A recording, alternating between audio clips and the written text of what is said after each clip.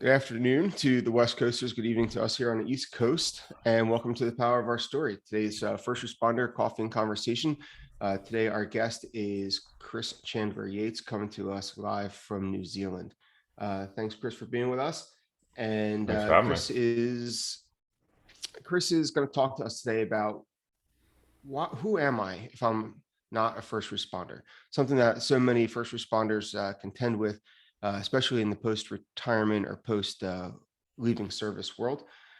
Chris often asks, "And do I only believe I have the tools and the skills to be a first responder in the role that I left?" He's going to certainly answer that. And Chris is going to spend 4 weeks with us all throughout April and talk with us in our first responder tribe about helping to actually identify that being a first responder is what we do and not who we are, uh, and give us some tools to work with on how we can move forward from our roles as first responders, take that foundation that we've had from our careers and bring it to the next step of our lives. So without any further ado, I'm going to introduce Chris Chandler-Yates. Chris is also a podcast host for Fight the Burnout. So if you have not listened to that, you should.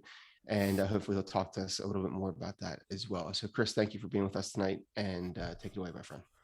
Awesome. Thanks, Dave, and thanks everybody else. Really appreciate it. And yeah, as Dave said, for the month of April, I'm going to be here, and I'll go into kind of how that's going to look in that here in a second, and also tell you my story and everything. I have put together a bit of a slideshow.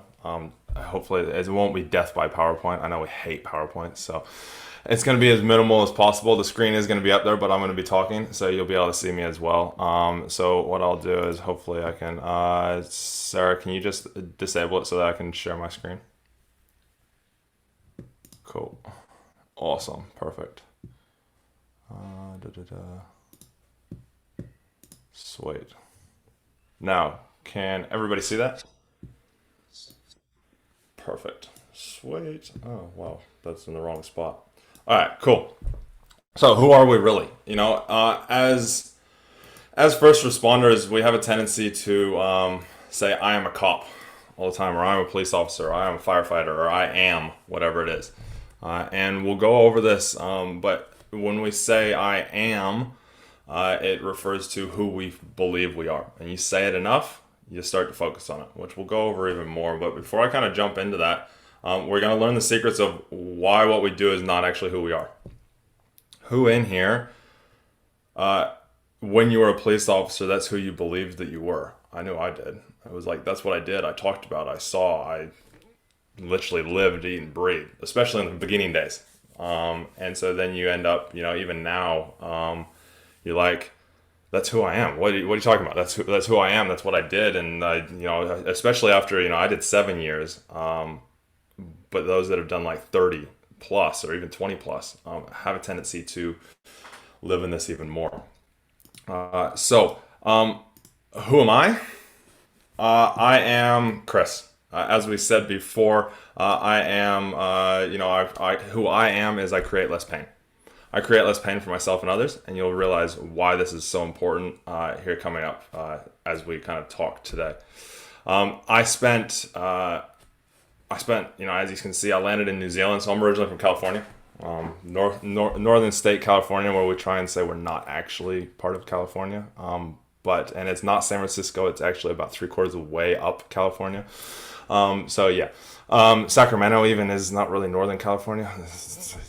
Yeah. But anyways, we drive big trucks, we shoot big guns, and that up there. So, but yeah, that's where I'm from. Left the States in 2000, sailed around the world with my parents till the end of 2004, and ended up here in New Zealand. I then met my wife in 2007, 8, somewhere around there. And don't tell her I didn't know exactly the date. But I met her, and then a couple years later decided I wanted to join the police. I was actually in LA when it concreted in. And I literally saw a train crash. Didn't see it, but drove past just after it happened, and then saw breaking news and that on the news that night. Passenger train and a freight train collided with each other, and at that moment, the seed of wanting to become a police officer was completely watered, fertilized, and was like, I'm doing that. So I went and got my eyes lasered, found out who I could get it done by the next day, went and had my eyes lasered in LA. 3 weeks later, I was back in New Zealand and I put my application in.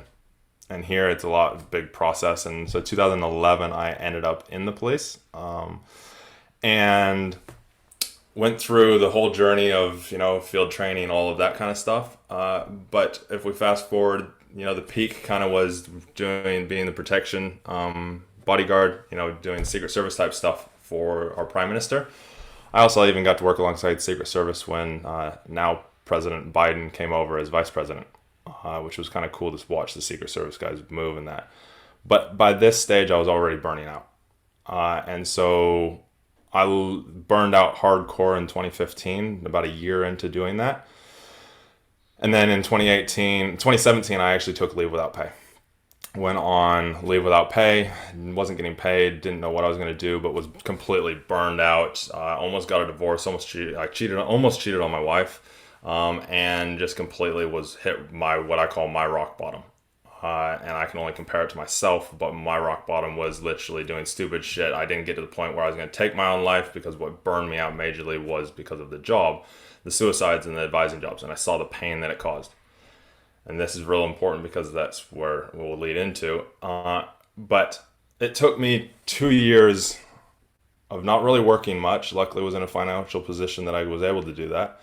It took 2 years to figure out that I was not a cop, and struggled with the fact that I wasn't a cop. And what was I going to do next? Was I going to go back? Was I going to, not go back? So I started doing personal training, tried to figure things out, spent 2 years trying to figure it all out, over 100K working on myself. Luckily, my wife, we had money in the bank and that, and my parents helped out, but spent a lot of money on self-development, trying to figure out who I was if I wasn't a cop anymore. And then that's when I figured out my why, or my purpose. And my why goes through a lot of different levels, and we'll take you through that today. But it literally, once I figured it out, I was able to use it to test against things that I was thinking about doing. I was able to test it against my policing career, whether I wanted to go back or not. I was able to test it against whether I wanted to do personal training, or if I wanted to go work at YMCA as a youth person that I was kind of doing part-time, or whether I wanted to go figure something else out. So I was able to use all of it to do that.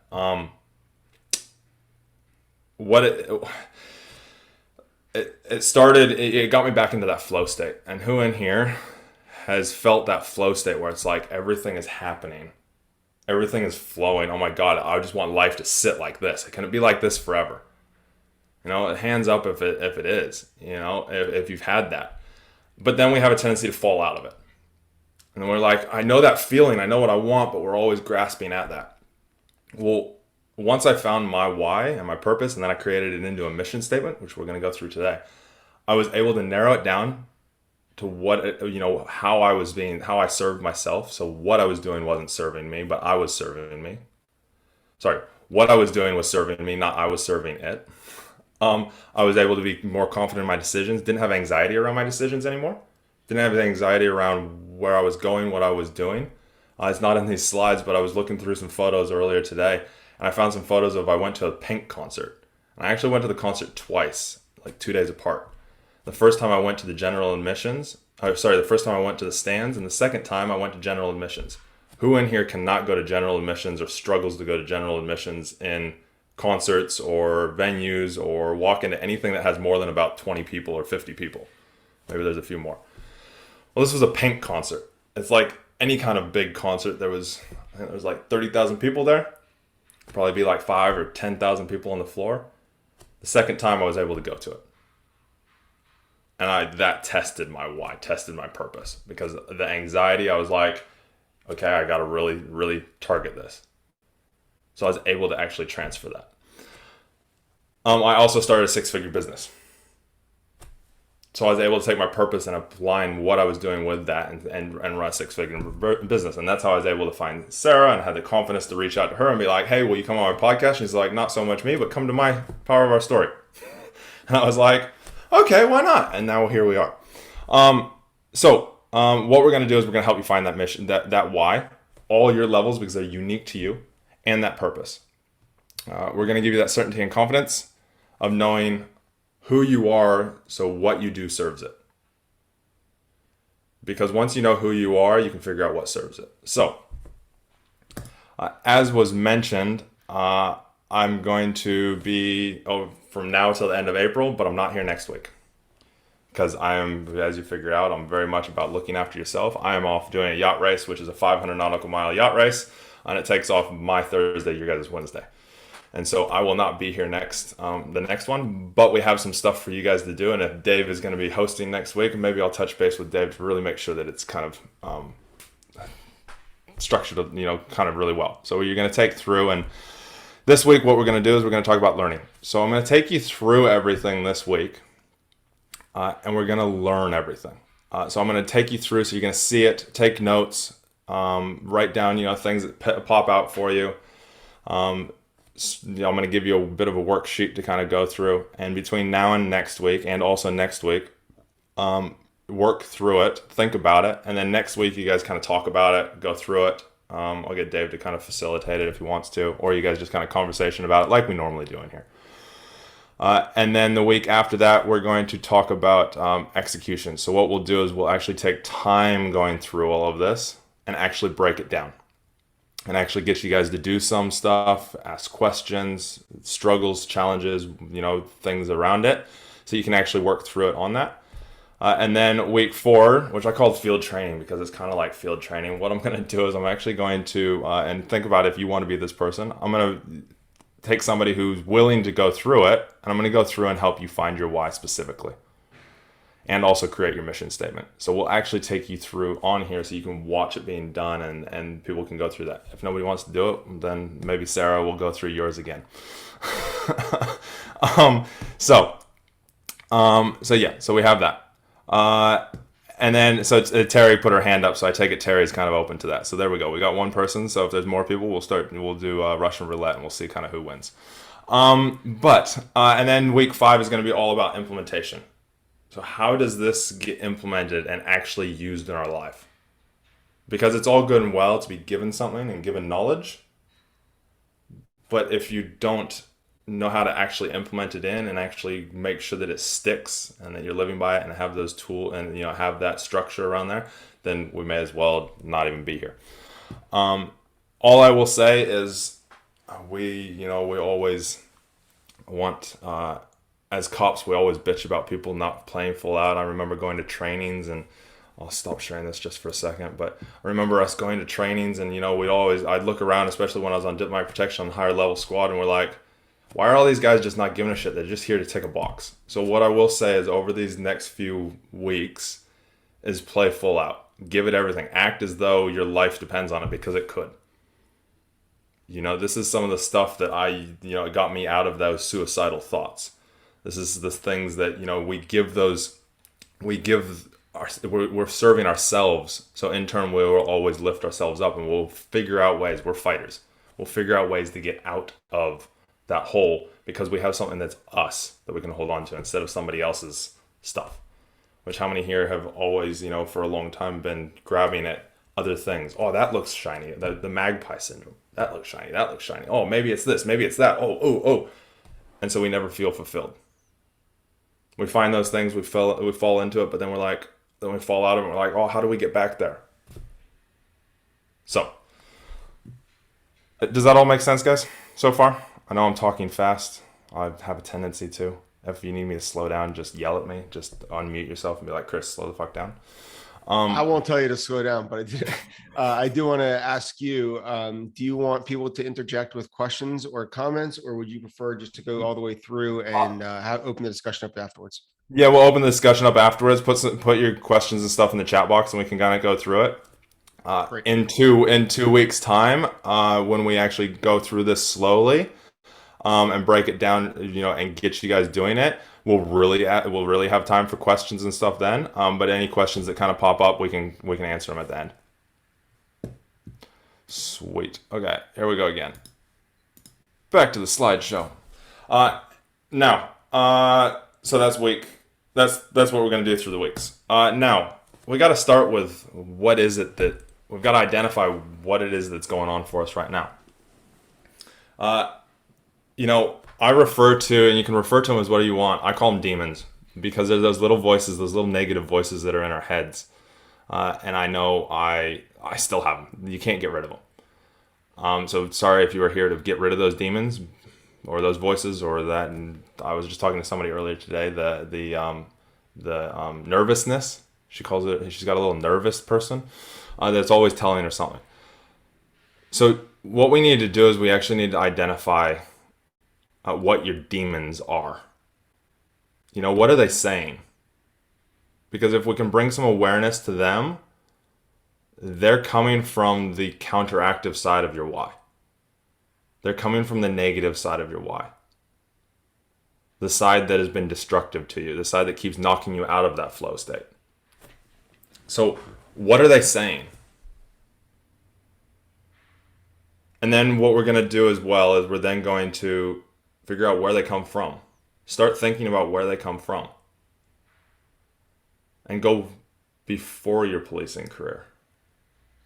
I'll just plant a little seed there. A lot of these things start before our policing career and are re-watered and fertilized and given lots of fruits to develop. Then what we're going to do is we're going to learn what your why is, how it drives your life, and also start to create that mission statement. And you're going to get some tools to apply that why to what you're doing. And then we're going to talk about implementation. That's obviously on the week 5, so the last week of April. We'll talk a little bit about it today. So I've got a little video for you because who in here knows Dwayne Johnson? Dwayne "The Rock" Johnson. Who is there anybody that doesn't? Okay, so I was watching a while back, I think it was last year, the year before. He did an interview with Oprah. She did this world tour type thing and had him. He was the only guy on this panel that they did. And she interviewed him. And I remember hearing he knew his why and he also lived by it. And so I literally last night, I went and I grabbed a snippet of it where he talks about this. So it's about 2 minutes long. So I just want to play this real quick for you guys. Let me know if you can't hear it once it starts playing. Reason why you guys hear it? Continue to grow and succeed is what? To create an amazing experience for people. And that's important to me. And because that's an opportunity that I have to give joy and help, whether it transform or a movie or a thing or whatever it is, like that. The audience's experience. Audience experience is something that's deeply personal to me. And I think that goes back to when so before the bright lights of the WWE, I was wrestling in a small wrestling company. We wrestled in flea markets and used car dealerships. You put a ring in the used car dealership in the parking lot. But the reason why I bring that up in state fairs, but there was an intimacy there. And even at that level, it was always about, well, how can I send the audience home happy? And make people feel good. And by the way, I also feel like if you're in a position to make people feel good, that is such a powerful thing. Yeah. It's such a powerful thing. I know we did you for Masterclass for OWN, and something you said there really stuck with me, that the most powerful thing you can ever do is to be yourself. Be yourself. Yeah. Yes. And you were talking about that earlier, about that moment that you learned to be authentic is when everything changed. That's when everything changed. It's like a shift and click moment for me, when I realized there's great power in being myself, same thing for all of us. But I believe it's the most powerful thing that we could be. It's easier said than done because I struggled for a long time trying to figure out, well, what's my identity and who am I? And for example, when I got to Hollywood, the very first time I got to Hollywood in the early 2000s, I was told, again, well, if you want to be a star, then maybe you shouldn't talk about wrestling. Maybe you shouldn't go to the gym as much. Maybe you shouldn't raise your silly eyebrow. And, there was a lot of things like that. And when you don't know, you buy into it. And so I thought, okay, well, maybe, don't call yourself The Rock. Okay, so I went through that entire process for years trying to figure out who I was. And then when you look back on my earlier career, the films I was doing, they were good, but just not, like, oh, that's how I like to see him because he is his true authentic self. And have you... So as we can see, when he wasn't living his true identity of, and who picked up on what his, post it up in the chat box, or even unmute yourself if you want. Who saw what his identity is? Now. He's actually figured it out.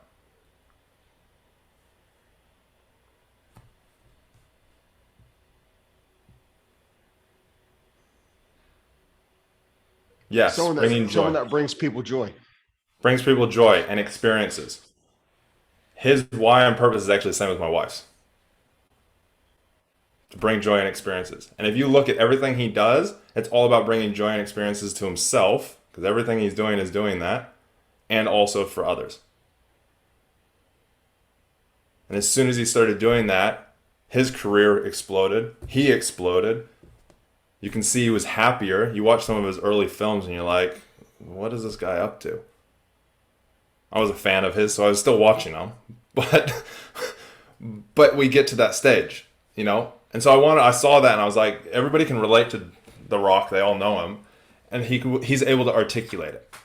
So us being able to articulate it, we can then focus on it, which we'll go into next about this. So where is that screen again? All right. So first we need to, though, is talk about those demons. You know, those demons come from stress normally. When we're stressed out, those demons, they come in loud, don't they? When we have stuff going on around us and we're stressed out about something, or, you know, maybe they don't come in right then and there because we're really good at shoving them away.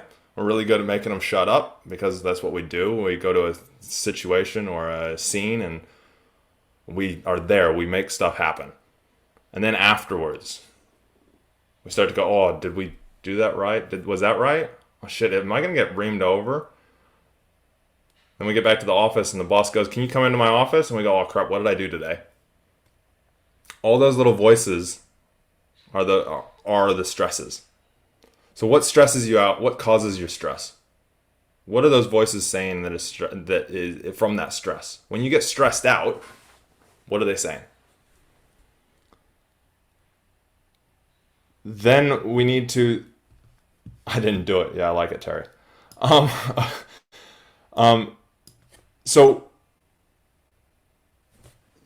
you know, learning to understand them at a deeper level is very important. We need to ask ourselves, you know, what is coming up for us? Why are we here? And then also, like I said, where do these demons come from? And why do they keep knocking? Who here tries to shut your demons up? Try to make them quiet. You tell them to shut up, go away. You're not here. You know, it's not me. And how hard do they come back? Who knows Mike Tyson? Yeah. They come back a bit like Mike Tyson's left hook, don't they? Again, it's because we can't ever shut them up. They'll always be there. I'll tell you that from experience. Might have been there for years. Fear of success. Yeah, so they come from a fear of success. Where does the fear of success come from? Which we'll talk about a bit. Because that's when we start to actually use the demons to power us, is when we actually know where they come from. Where did they start? I'll tell you this, all your demons started well before the police. Well before the police. Now, you're probably going, what are you talking about, Chris? And we'll talk a little bit about that, and we'll get into that, but remember, we all had a childhood. We were all developing at one stage. When you plant a plant in the garden, when's the most vulnerable time for a plant? Is it when it's growing up and it's big and it's massive and it's a massive big oak tree? Or is it when you first planted it? When you first put that seed into the ground? And it's first sprouting out of the ground and you're watering it and you're fertilizing it and you're taking care of it and you're nourishing it.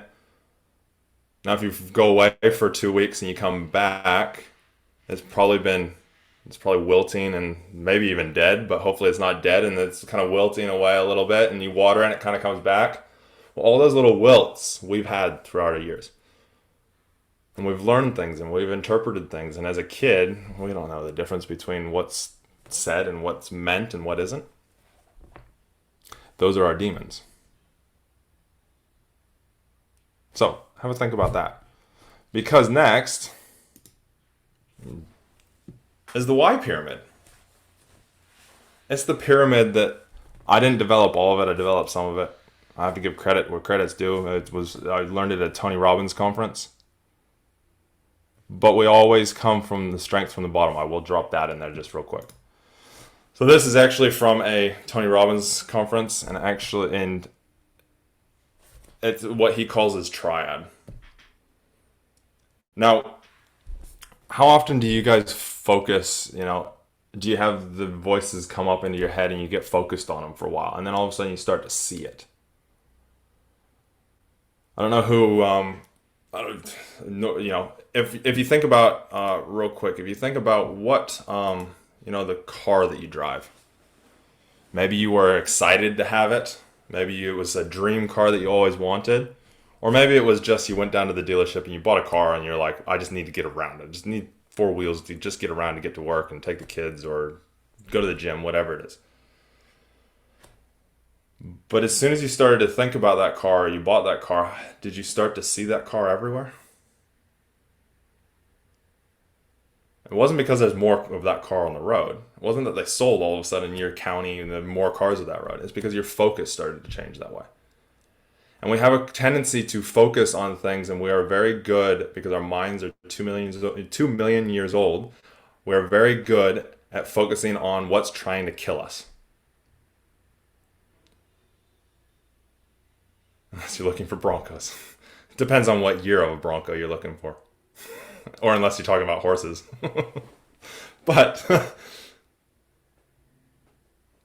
But if you didn't drive a Bronco, 2021 Bronco, even still, yeah. But if you didn't drive if you weren't interested in a 2021 Bronco, you'd never see one. But there's people in here that don't care about the Bronco, and so they're like, no, I don't see one. H2 Hummer. Actually, I see those a lot when I come back to the States.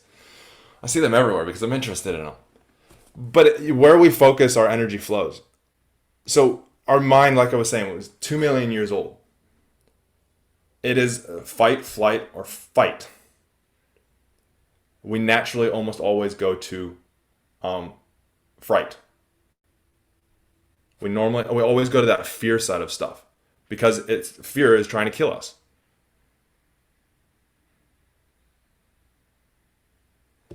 Our minds were designed to look out for saber-toothed tigers. That's what we had to worry about. Now we have this thing, and we have freaking all these different distractions around us. We got LinkedIn, we got Twitter, we got Instagram, we got Facebook, I can't even remember them all. Then you got the news. Oh my God. So our focus ends up going that way. And we start to talk the language. But actually the more important one is, they all link together, but the most important one is actually the language and the physiology that we use. Because that creates our focus. They all kind of spin together, but the language that we use creates what we focus on. And if we don't have a physical being to us, then our energy is low. And when our energy is low, like if we don't have the strength to sit up straight all the time, like I look around and most of you are all sitting up straight. But if you take and you... Okay, Jim, maybe you're not sitting up straight. I'm getting to the language just in a second. If we take language and we say, I'm depressed, what do you think about? I know some of you probably have a bit of depression going on, but I'm depressed. I'm anxious. I'm hot.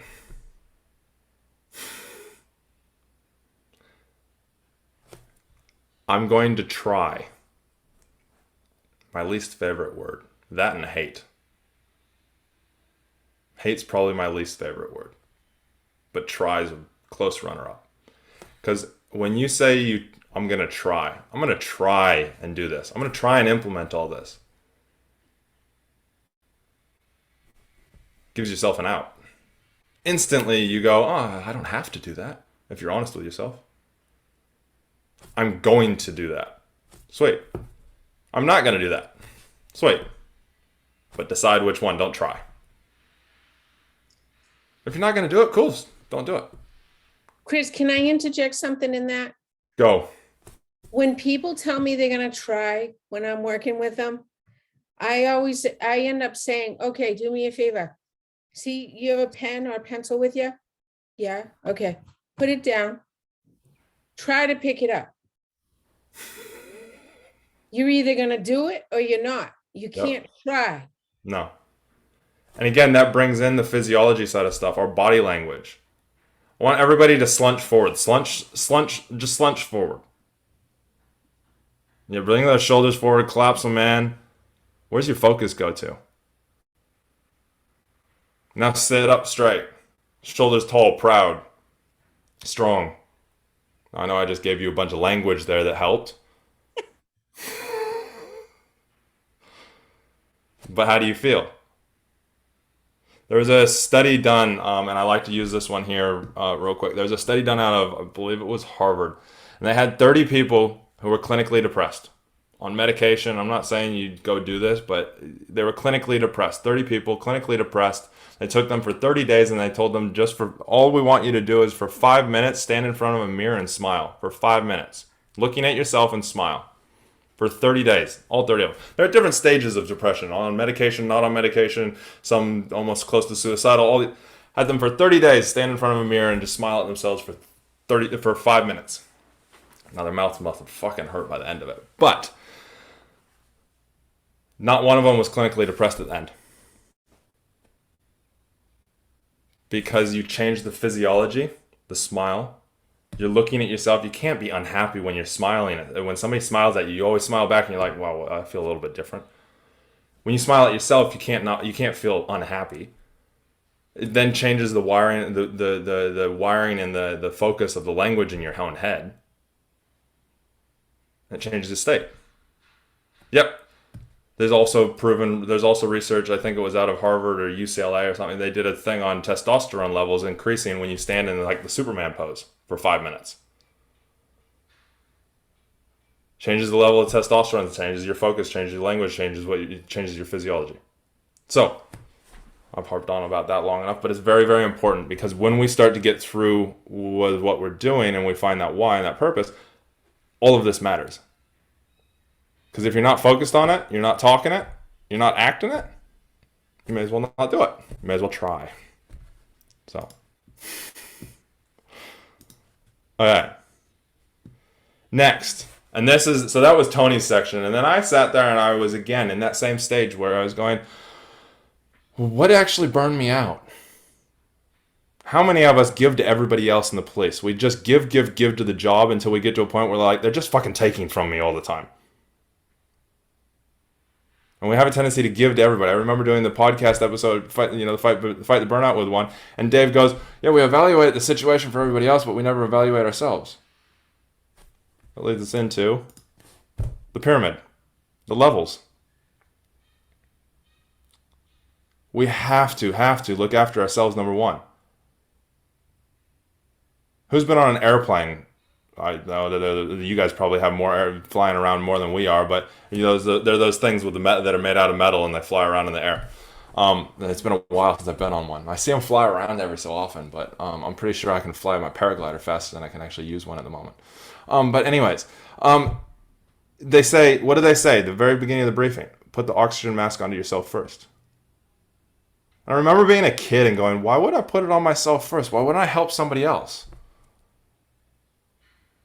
And now I realize if I put it onto somebody else first, the oxygen is getting sucked out of the room so fast that I'm sitting there struggling, trying to fumble around, put it onto somebody else. It's taking freaking forever to put it on them. And by the time I'm trying to put it on myself, my tank is I'm so empty that it takes me forever to refill myself.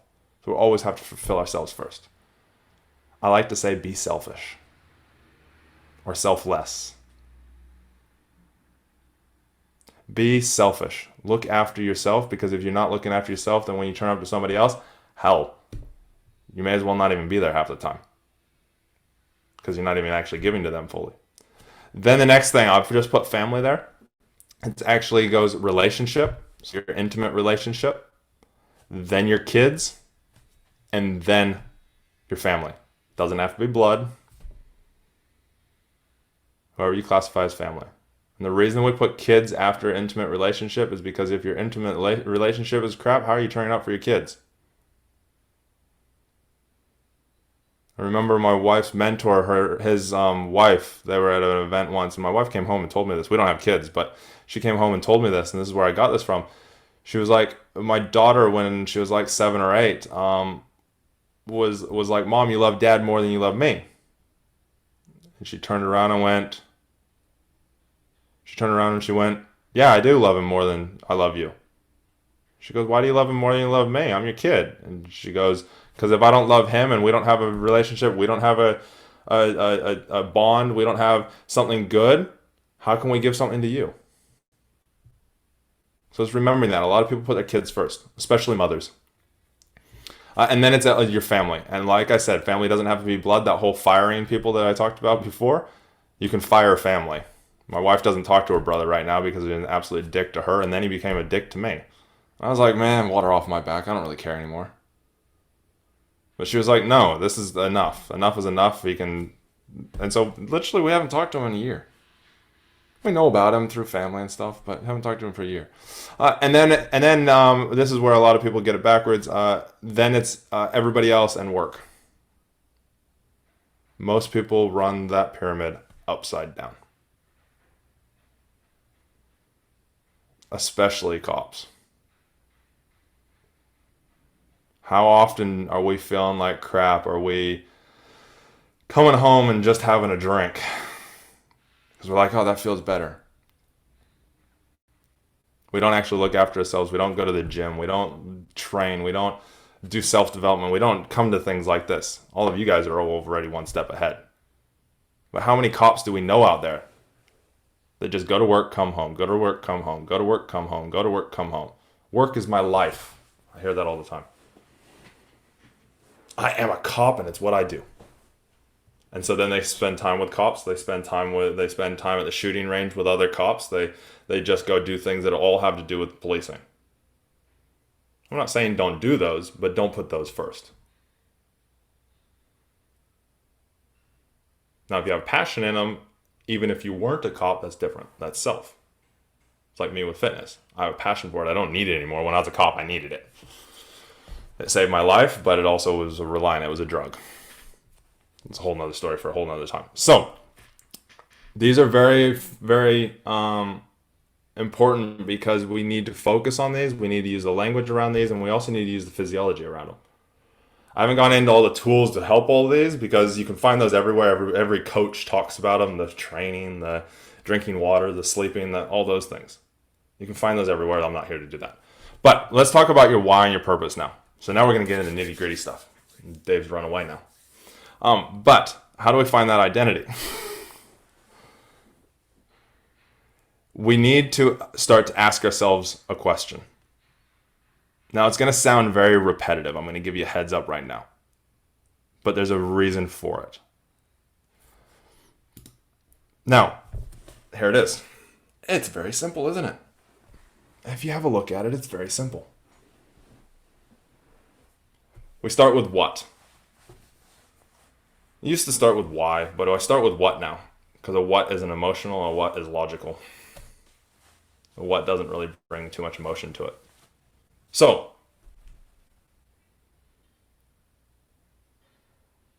first, we need to actually talk about success, though. Because how many of you, when I say success, your mind kind of leans towards financial? Cool. Sweet. Use financial then. There is no right or wrong. It's whatever it is in your mind. Whatever success is for you, you're going to ask yourself, what is important to you or to me? You can ask yourself, if you're asking yourself, about becoming successful. And then what you're going to do is you're going to take that answer. And actually, what I'm going to do real quick is I actually have a little worksheet for you guys. Let me grab this. Get link.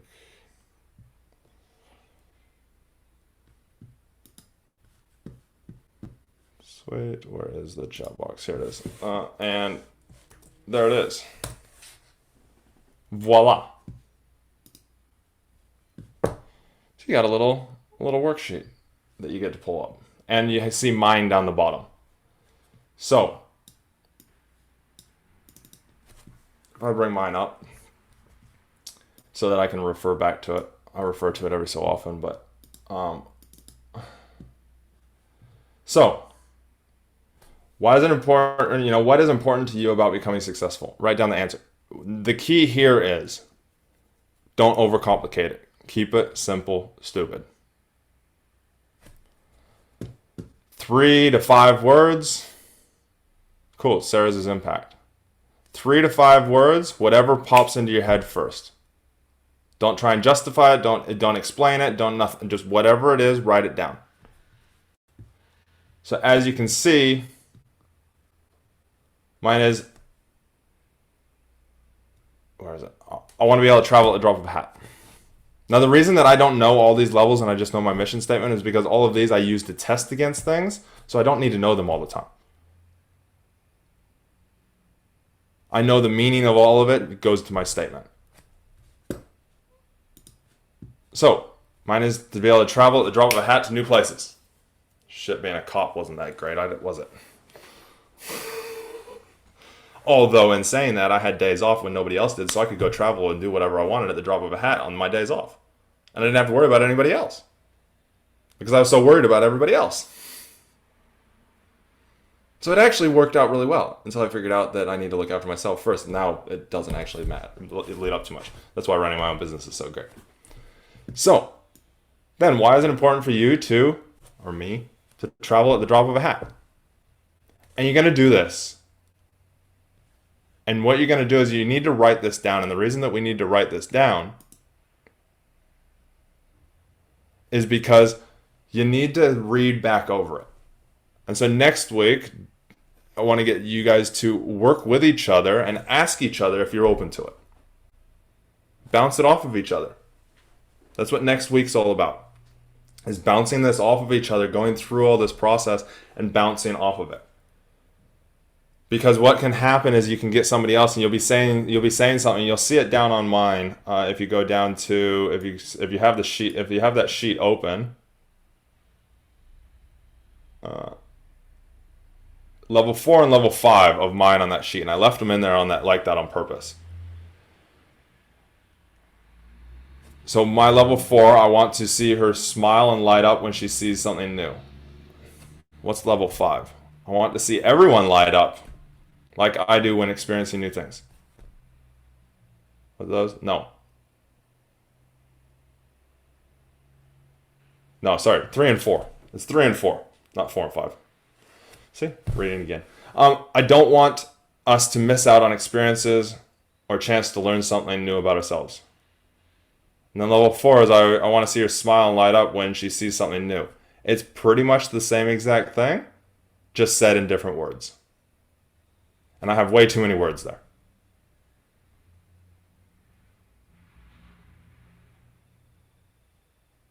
So it's remembering that and bouncing that off of each other. So you're going to go through probably 4 to 5 levels. And normally this gets to about 7 or 8. So you're going to go to the level 4 to 5. And what you'll find, and what I always find when I'm doing this, because the part of my program is doing this with you one-on-one. So we really make sure that it's right. I did this with Sarah just the other day. And she got to level 4 and was literally saying the same thing over and over again, and just in different ways. Which is perfect. It's exactly where you want to get to. If you're getting to the stage where you're like, I just can't figure anything out, that's not it. That is not your why yet. That is not your statement yet. We've got to add some emotion to it. Who here feels emotion? Is there anybody in here that doesn't feel emotion? Because I know the job can do that. Okay, everybody's feeling emotion. I'm going to take that as everybody's feeling emotion. Okay, cool. You then have to take and figure out what is the driving emotion for that level. When I say I want to see everybody light up like I do when I experience things, what emotion am I feeling? Joy, perfect. Normally it's a positive one.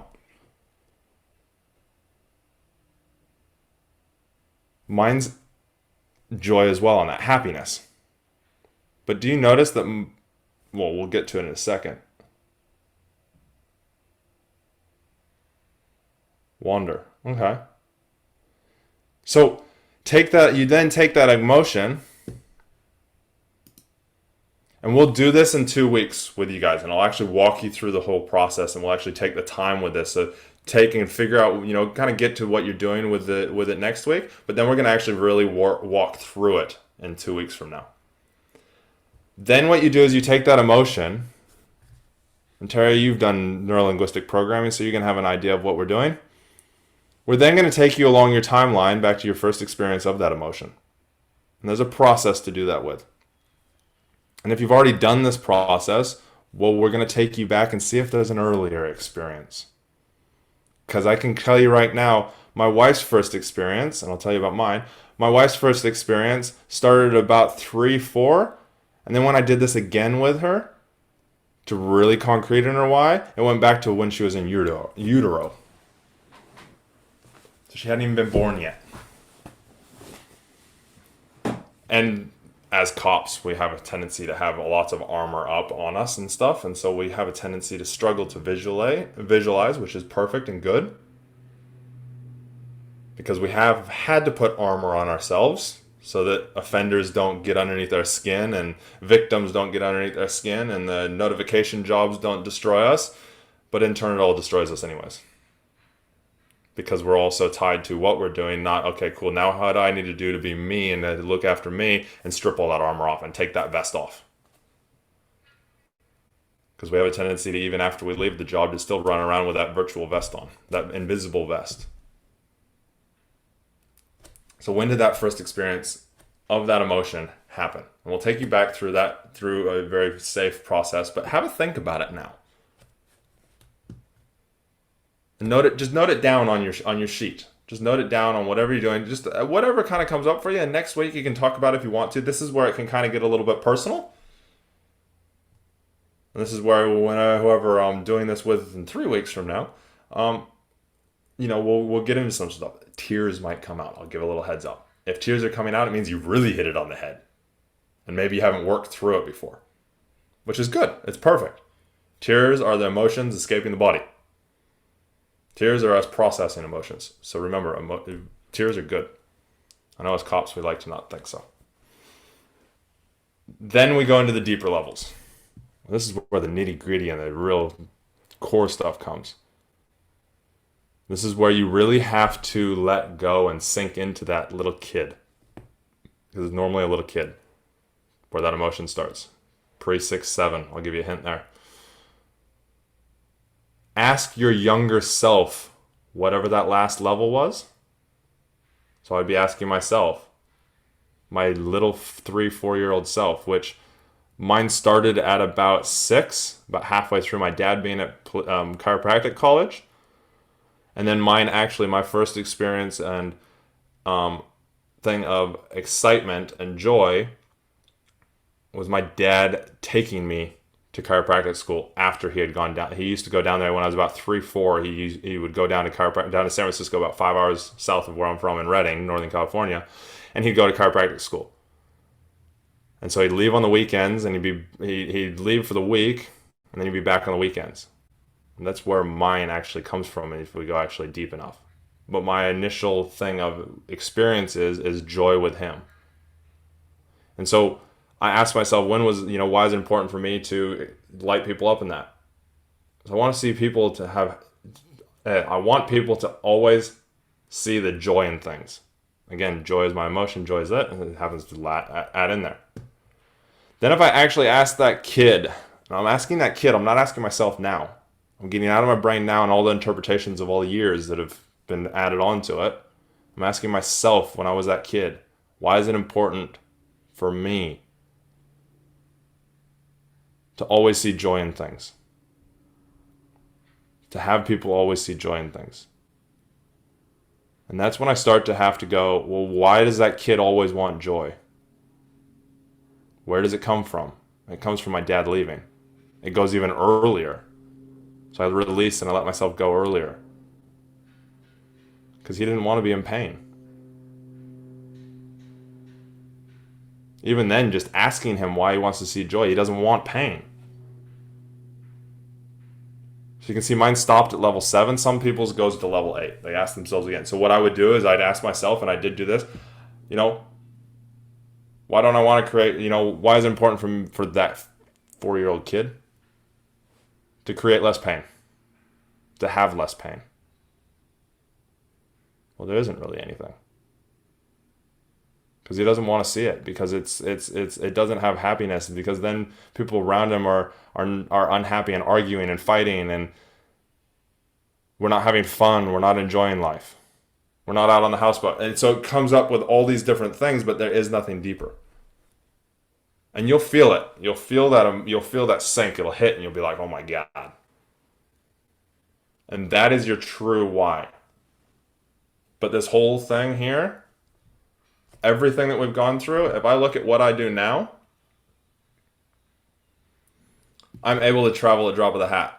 I literally just booked tickets to Hawaii yesterday when Hawaiian said, yep, you can fly unvaccinated back to the US on Hawaiian. And I was like, sweet. First plane ticket, we're out of here on 4th of July.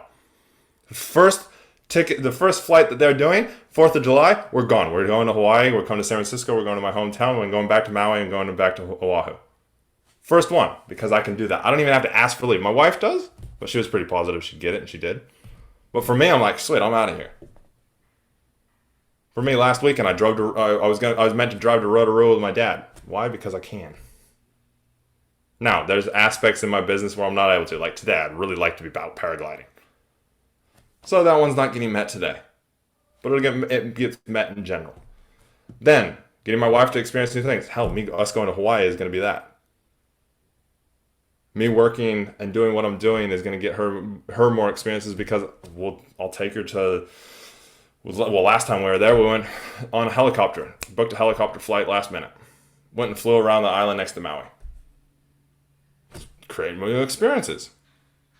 Make sure she's excited. Make sure I'm excited. But again, I'm able to create this because of my business. So if I take this into policing, when I was a cop, because all of this applies to when I was a cop as well, at that mindset and with those values, travel at the drop of a hat, well, I could travel on my days off pretty easily. I had a shit ton of leave. We have more leave than a civilian does. So we're able to travel a lot more. On those travels, well, I would always make sure that she was excited. I'd always make sure that I didn't miss out on things. So if there was a training thing, or that I was able to go do a training thing, I'd always make sure I did it. And I was able to in the police. I learned more in the police than I did in any career before that. So you can see how these all start to add up, and they all start to link into what we do. If we look for them, if we focus on it, if we use the language around it. Notice how not once I've said that I care about what the bosses do. I care about the politicians. I care about the prime minister. I care about the president. I'm going to go a little bit political there. Because none of that applies to my why.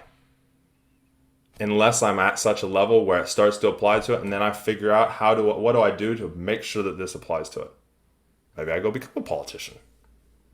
Maybe I work my way up in the police so that I can make the decisions. I can be the chief of police and go fuck off and do what I want for my troops. So important. So, we now have our why. Everybody following along? Okay, so here's a picture of my dog, just to break things up. We saw it the other day, and I was like, hey, he looks cute. So I thought I'd break it up. What I want everybody to do is go get a big glass of water, or drink some water real quick before we kind of go into the next step. We're almost done.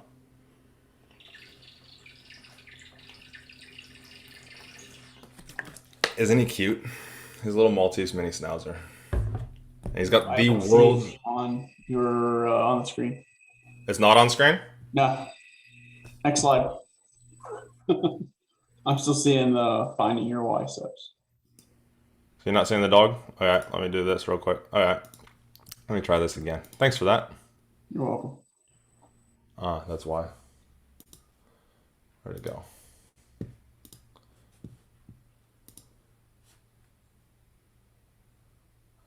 Let me just try this again.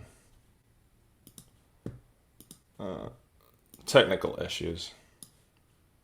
Don't you love technology when it works?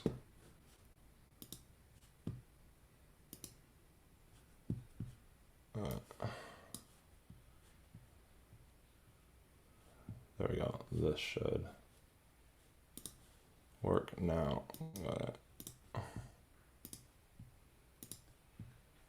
well, at least you got a longer water break.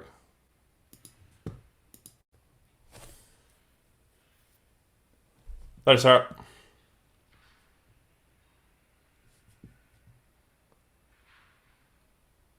Sweet. All right, now you can see the dog with his big ass long tongue. This dog is, I swear, a lizard in a past life. His tongue, I shit you not, will it's way too long for the size dog that he is. He's like 18 pounds. Okay, so, where are we?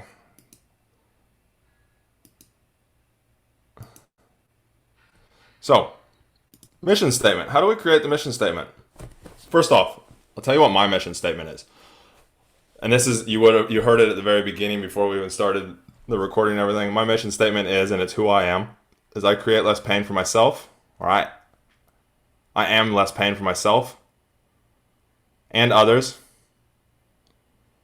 So we create the best version of ourselves.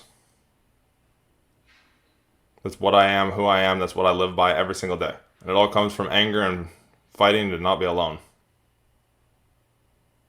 Those are the actual true driving emotions.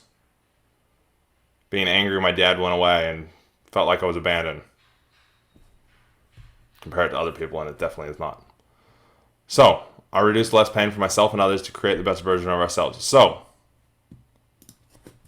you take yours. Same exact thing. I, whatever your final one was, and it's going to be 3 to 5 words. For myself and others. Remember, we look after ourselves first, then for others. To create. You already have an inkling of what you're creating through your process.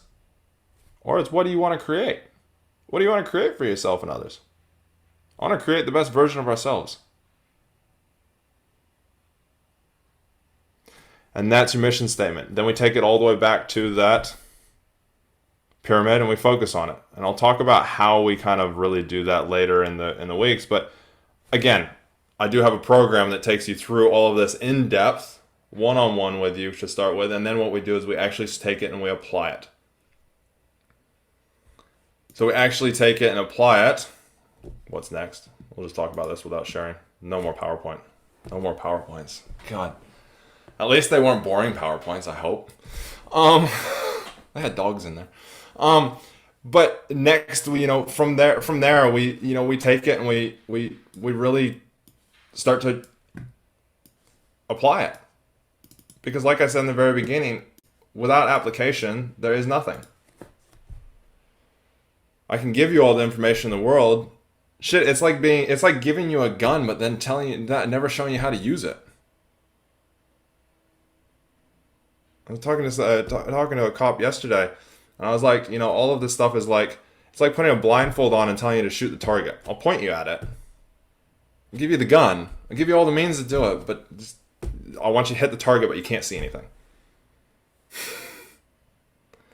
So the next steps are actually implementation of it. But we'll go further into those. Like I said, I've got a course and stuff like that I run on it. I help people take it through, figure out, make sure that law enforcement isn't where you don't want to go back to. Maybe dispatching. I know you dispatch. Michelle? Is it where you actually want to go? Does it line up with your why? How does it line up with your why? No, it doesn't hit all the levels. Now, we don't always get all the levels met all the time.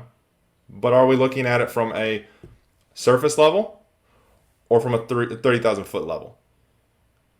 Because I know, like, Terry's a coach. She knows this. A coach looks from the 30,000 level and goes, well, what about this? And what about that? What about this? And a good coach asks you lots of questions. Now, today I haven't asked you a lot of questions. Well, actually, I have asked you a lot of questions. I've had you ask yourself a lot of questions. But by asking these questions of yourself, you're then able to find it, but it's now what do you do with it? So what we do is we literally take you through so you can have that confidence in the decisions that you're making, so you can start that business if you want to, or you can, how do I apply these to what I'm doing? Because I did financial advising last year for a year. I took a year off of my coaching. I was coaching people, but not taking any new clients. So I just had the clients that I had, and then I did my financial advising paper because I was like, let's give this a go. Partly to test my stuff, but partly because of some other stuff that I hadn't dealt with myself already. Again, life is a journey. Sometimes we try these things and it falls over, but we learn a lot from it. but we can recognize it quickly. So I did almost 12 months of financial advising. While I got certified and finished off all my papers, I was doing another little role, and then I got into the actual financial advising side of it. Now it's different to here than it is from there. So I was just doing insurance stuff, risk insurance. So I was getting people to buy life insurance, things like that, which is a huge, mine's to create less pain. When somebody dies, what is everybody else in? A lot of pain. What's the number one leading cause of domestics? Financial issues. Finances are covered, sweet, people aren't in pain. So it leads up to my why. So I was like, sweet, cool, this could be another thing that has certainty, has a paycheck. But then I actually started doing and I was like, it's not inspiring me. It's not creating it's getting new knowledge, but not to the level that I want. It's not giving me opportunities to bring my wife into things yet. It probably would have. It met about 4 different levels of my whole why. It met my why statement, but it didn't fill the whole gap. So I had to coach myself and be like, oh, what do I want?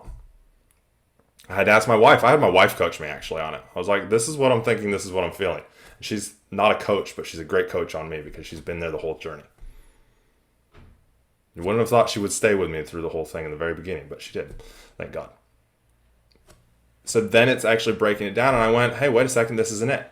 But the nice thing is I could make a clear, decisive decision on the day. I came back from leave over Christmas, sat down the first week, I was like, nah, this isn't it. Got some coaching with my wife. On the Friday, I resigned. Completely happy. And I was able to go to the bosses and the directors who gave me the opportunity and the other people that gave me the introduction to the directors and that. And I was like, look, it's not inspiring me. I know that coaching inspires me hardcore. And I've now put things into place and figured things out so that I can make sure that the things that didn't feed it before are now feeding it. Thank you for the opportunity, but it just doesn't inspire me as I thought it would. And the one director who hired me went, what did people do? So he did. Who did something? I want to know. I was like, no, it has nothing to do with anybody.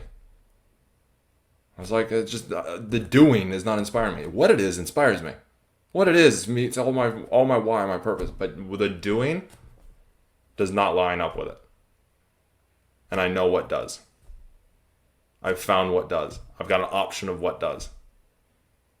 Same thing as if you're in law enforcement, or if you know somebody that's in law enforcement, maybe they're sitting on that fence. I invited about 6 different people from a New Zealand police one, but they're all working either court or stuff, but they're all on the fence of whether they want to stay in law enforcement or not, because it's getting bad here as well. Understaffed, overworked, the normal stories. But all of that doesn't matter if you have this. And if this lines up with law enforcement, well, sweet. Don't focus on all that other stuff. Don't talk about all of it. Somebody brings it up in the office, go, is it what we're meant to be? Do we have control of it? And that's how you take this why, and that's how I help you do all that and take it and apply it and feed through it. And we do it over a 6-month process. It's not a short process because it takes time to make sure it's concreted in there. It's like this. I could sit here and go, so wait, I could charge for this that I just did, but I never will. Because it's giving you something that even if you just take away and you go use, you're going to do it. If you go in and implement it, it's going to help. If you take just one thing from it, which I always say, it's going to help. So we'll talk more about that in a couple of weeks, but who's got questions? Do we have any questions in here? One of the things that came to mind just very quickly when you did it through with me, it's just the clarity of being able to have the language to be able to say it. Why certain things weren't just like seriously not a fit for the right fit, and why things were the right fit.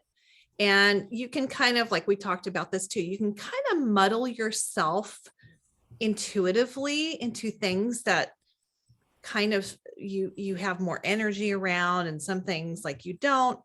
But to have that clarity, to be able to have the language, to be able to have that mission statement.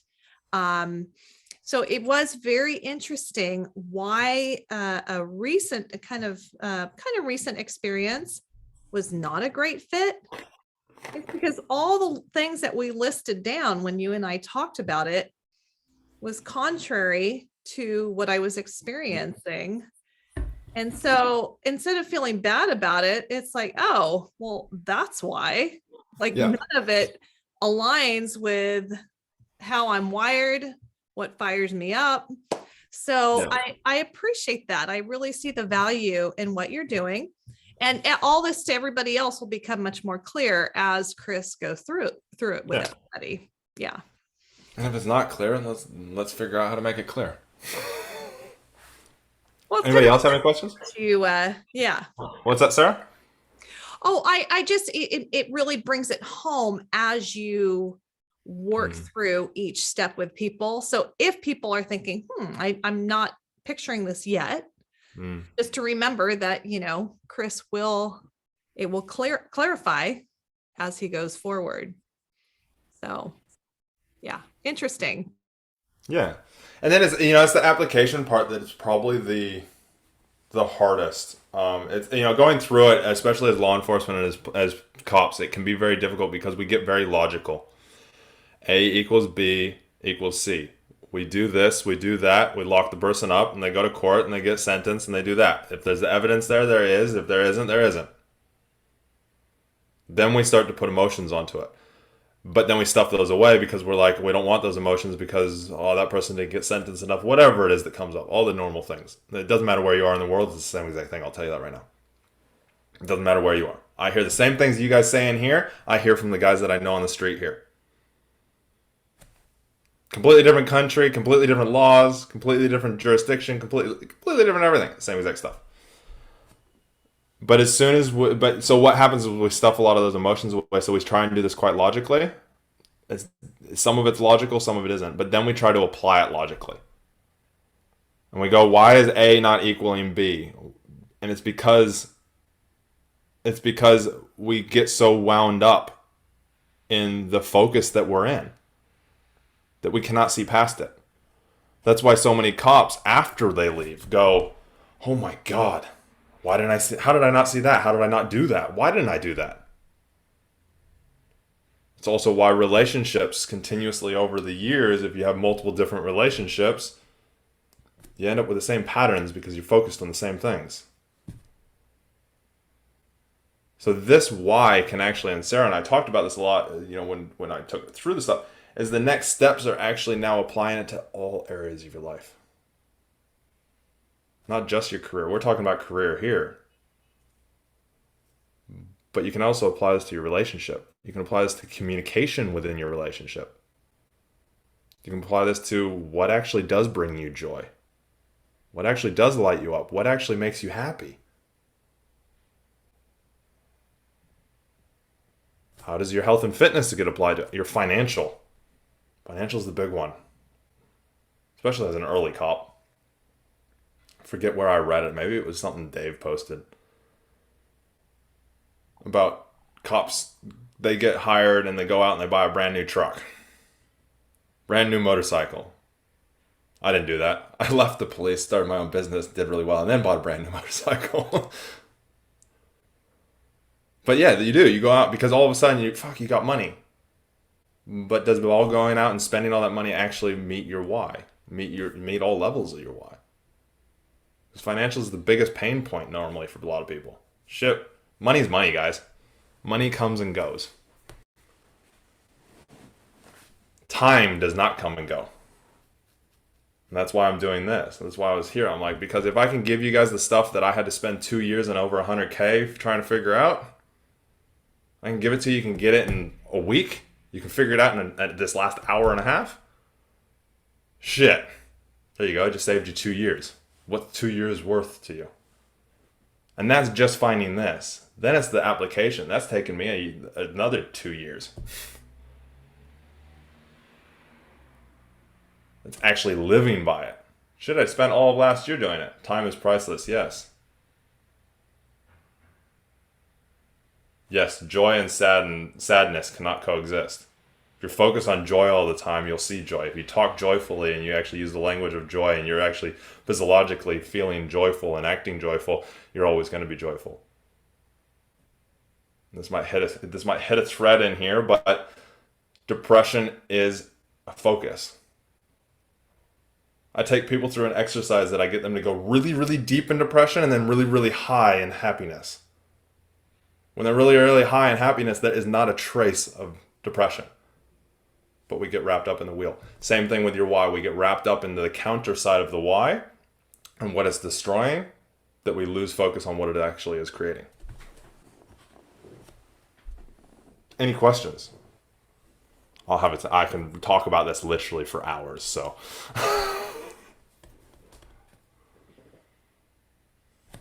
somebody's got to have something. I want to say thank you for doing this.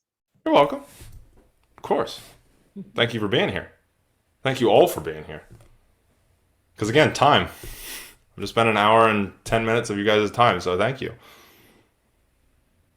So this is interesting too. I just have a comment because when you asked me, when are the times like when I was little, when I felt that real flow, and then when did I didn't not find it? Yeah. It's so my big thing was about having a voice. Like it's, when I have a voice, I feel freedom and I feel confidence. When I am suppressed, these two things are very big themes in my life. And, it's funny when I found the boundary where I'm not going to let my voice be suppressed. I'm not going to go and feel like I have to talk everywhere. Not that, but I mean to be suppressed as a person, to be, that's the time where I felt freedom. But sometimes unless you find that boundary and you find that freedom, you don't realize how little you did have it, whatever the arena is for you. So I think, really understanding your why and what really frees you. It's like once you know, you can't unknow. And that's kind of the process that I have felt like, 3 years ago, I think I had a real big light bulb go on.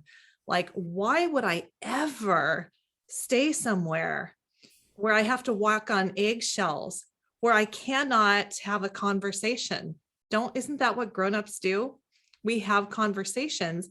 And yet I would spend so much time trying to find a different angle to try to have a conversation. I thought, how crazy is that? But Sarah, how long did you sit in that? How long did you sit in that spin? For a year. And that's I'm like, yeah. that's And you can never get that year back now. Yeah, Obviously you learned a lot, but I'm sure it would have been so much better to be sitting there having somebody bounce your why, bounce things off of, know your why, but bounce off of them and go, I'm doing this, and them go, wait a second, Sarah, well, okay, how is your why being applied to yourself first and then also to everybody else? Because the reason that you don't use your why as a destruction is because you're focused on doing good. Now, we're all here to be focused on doing good, but first off, we do it for ourselves, but we also, that's why there's myself and others. So first it's myself, then it's others.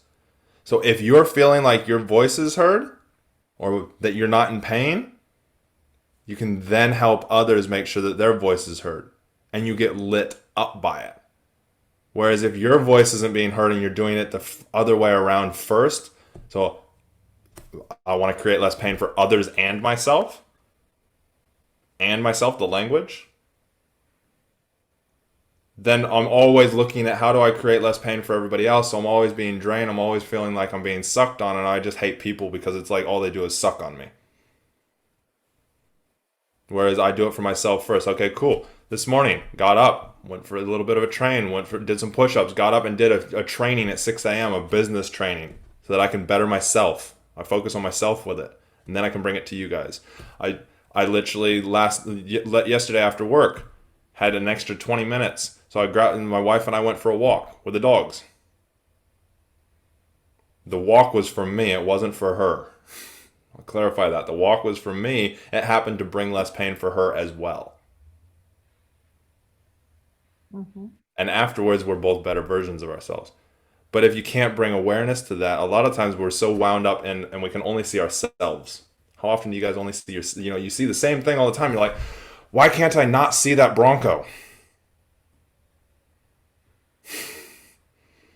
Interesting. Now everybody's going to go out and see a Bronco somewhere. No, I no, wanted to there's- just kind of there's pick off footage. So I just wanted to pick off something that Sarah said, and we got a little bit off the rails past where my thought came out. But especially for us on the law enforcement side or any of the public safety services or even the military, your speech is stifled during those years, and it's controlled by your environment, by your job, essentially, because you can't have an opinion. You're not allowed to have an opinion. And if you voice it, you're risking your job, which then risks your livelihood and potentially risks your why. And you got to, draw the line as to what's your speech or what your expression actually is, and it's controlled by somebody else. So upon our retirement, and I think upon anyone not in the business, someone else's revelation, which is kind of their retirement, you have that freedom of that voice, like Sarah was talking about, which really does feel good. And I had that after retirement for the first, however long it was, a year or two. But then, like Jocko says, discipline equals freedom. So when you're able to draw that line on your own terms and control your speech and your expression and how that serves you best, rather than being restricted, even if it's the same result in the end, it was in your control and not somebody else's. I think that's where that freedom and that freeness comes from, is your ability to draw that line on your own terms rather than have somebody else draw it for you. But you're creating that line for your own discipline and knowing the difference between right and wrong. And I think that swing of the pendulum may come back to where it started originally, but again, it's you've drawn it, put it in that position.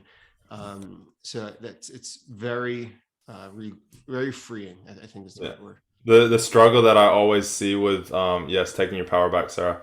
The struggle that I always see with people is, especially when they're starting to get out of law enforcement, or they're still in it and they're like, okay, well, I put all this hard ass damn work in, because it's not easy to get in, especially you guys. It's even harder for you guys, to be honest, over there to get in. Having to have degrees for a lot of departments and all sorts of different stuff. Whereas over here, you just need to have your high school diploma and be able to pass a fitness test and an academic test, like psychometric test, like an easy version of the SATs. That, and have clear background, you can pretty much get in as long as you got a good head on your shoulders. So it's not as hard here, but it's still a lot of pain in that to get in, and so I find people that a lot of the times they're in it, they're getting lost, and they're like, oh, I'm going to get out of it because of all the stuff that they're seeing. But what happens is they're so tied up in it that they can't see that they could actually change stuff within it and still be happy within it. So you take, for example, the voice thing. My thing is okay, if Sarah was a cop and she was like, I put all this time in and I want to still be a cop, but I don't, all these left, right, and blah, blah, blah. I'd be like, okay, cool. Well, how do you make your voice heard?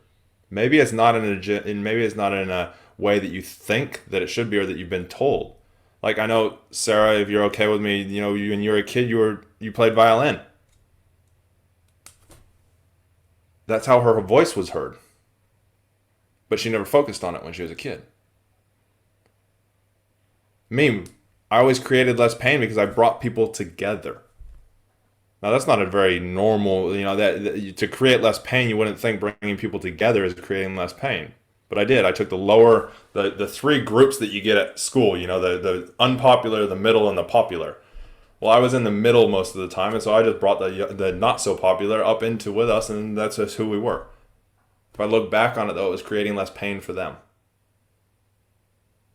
And so it's actually having that again, 30,000 view foot, to be able to actually look at it and go, well, you love what you do. It serves your purpose and your why in every other level but this one. What are we focusing on to shift this? Now, if it's at such a great level, and I take people through what's called the value system, and Sarah, Terry, you'll probably be familiar with this if you've done the NLP stuff, your values. But instead of taking your values to yourself, which is very important, I actually apply the values to your why. So we take you through this in the program so you can actually have some values around it and what's important, what isn't, what's working, what isn't, and what has to happen for that to be met.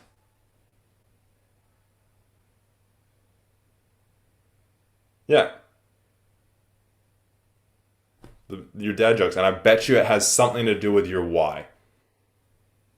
I used to always fear judgment.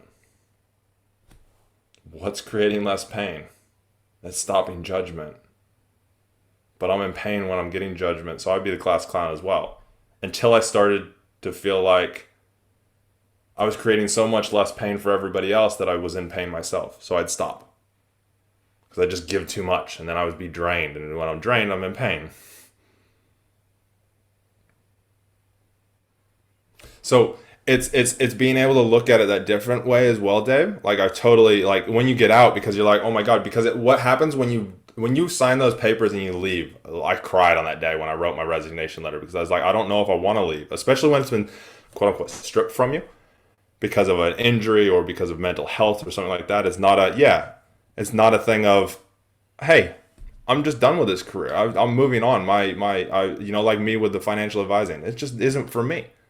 And I can actually articulate why, but most cops cannot articulate why they want to get out of the job. And so they sit there for years, and I was told, 12-month mark, you'll want to go back. 12-month mark, I did. Whether that was because it got put in my focus or what. And actually at the 1.5 year mark, I thought about going back as well. And then I realized, wait a second, I can impact so much more with my why and my purpose outside the police with guys like yourself than I can within. And the only way to impact it within to the level that I'm at now, where my values are at now, for it to serve me, and the rules for it to serve me, I have to be commissioner. Or somewhere damn near close. So it'd be like the chief. I have to be at the very fucking top. And even then, shit, there's going to be this and there's going to be, okay, cool. No, that's just too much for me. My values don't line up with that. Cool. I'm going to do it on my own. But make it sound extremely easy, but it's taken a lot of time. And I so wish, I constantly tell people if I had known my why and been able to apply it like I can now, I'd still be a cop to this day. Because I would have been there for what I did. I needed this 30 years ago. Yeah. I mean, when I fell through that staircase and it was all over with, I was lost. And I just, oh, my brother's an IT guy, go do that. And it was just, I was almost at random. It was just a way to make money. The magpie syndrome. Yeah, well. Just, oh, that looks good. I'll just do that. Or still doing it 35 years later. So there must be some sort of thing within it that you've made work for you. I don't know. That you've muddled, as Sarah started calling it. I've started to use it as well, Sarah. So thank you. I've kind of stolen it. You've muddled your way through it and figured it out. Yep. But I'm ready to get out of it. That's why I'm moving toward the chaplaincy, and Cool. Because I think that's a hell of a lot closer to my why. Yeah, I'd say it probably will be. And also a different chapter of your life. You might find actually that when you go through your why, that in all the levels, that you might go, hey, actually IT actually did line up with it pretty damn close with how I applied it. But now I'm at the next stage of my life where I want to actually serve this level more than I want to serve this level. Yeah, the whole thing's kind of a black hole because that whole entire period of time, my PTSD was untreated. I mean, until 2020. So it's like coming out of the forest into the sunlight, and suddenly. So really, you've still been in what you were doing before IT for the last however many years up until 2020, because you were still in there. Just what you were doing, the doing was just something different, but what you were doing was still the same, and you're still serving your what, not your what serving you. Yeah. Because it's so hard to actually, it can take time and challenge to actually take this why and then go, okay, cool, well, how am I using the language around it? Because a lot of people that I, like one of the guys that, one of the cops actually here that I coach, he was in the program, his why, which we did at the very beginning, his why is to live finite. So for him, living finite is, living life as if it's your last day on earth, living to the fullest every single day. And so at first, like the first thing that came up for him when we went through stuff, it actually wasn't his career. Even though he wasn't enjoying so much some stuff around his career and that, he was like, it's my mom. I'm having struggles with my mom, bludgeoning off of my brother and sister-in-law and living with them and not contributing. I was like, okay, well, how is that living finite? He's like, well, because blah, blah, blah, blah, blah. And I go, well, yeah, but how is that living finite for you? It's like, well, it doesn't matter about me. It's blah, blah, blah. I was like, no, but you live finite for yourself first. So how's it living finite for yourself? It's like, oh, well, it's not. Okay, cool. Well, then what do you need to do? We went down that process. And then it's going next. It was going, okay, well, how is she actually living finite? It's like, oh, I haven't thought about that. See you, Terry. I'll see you in a couple weeks.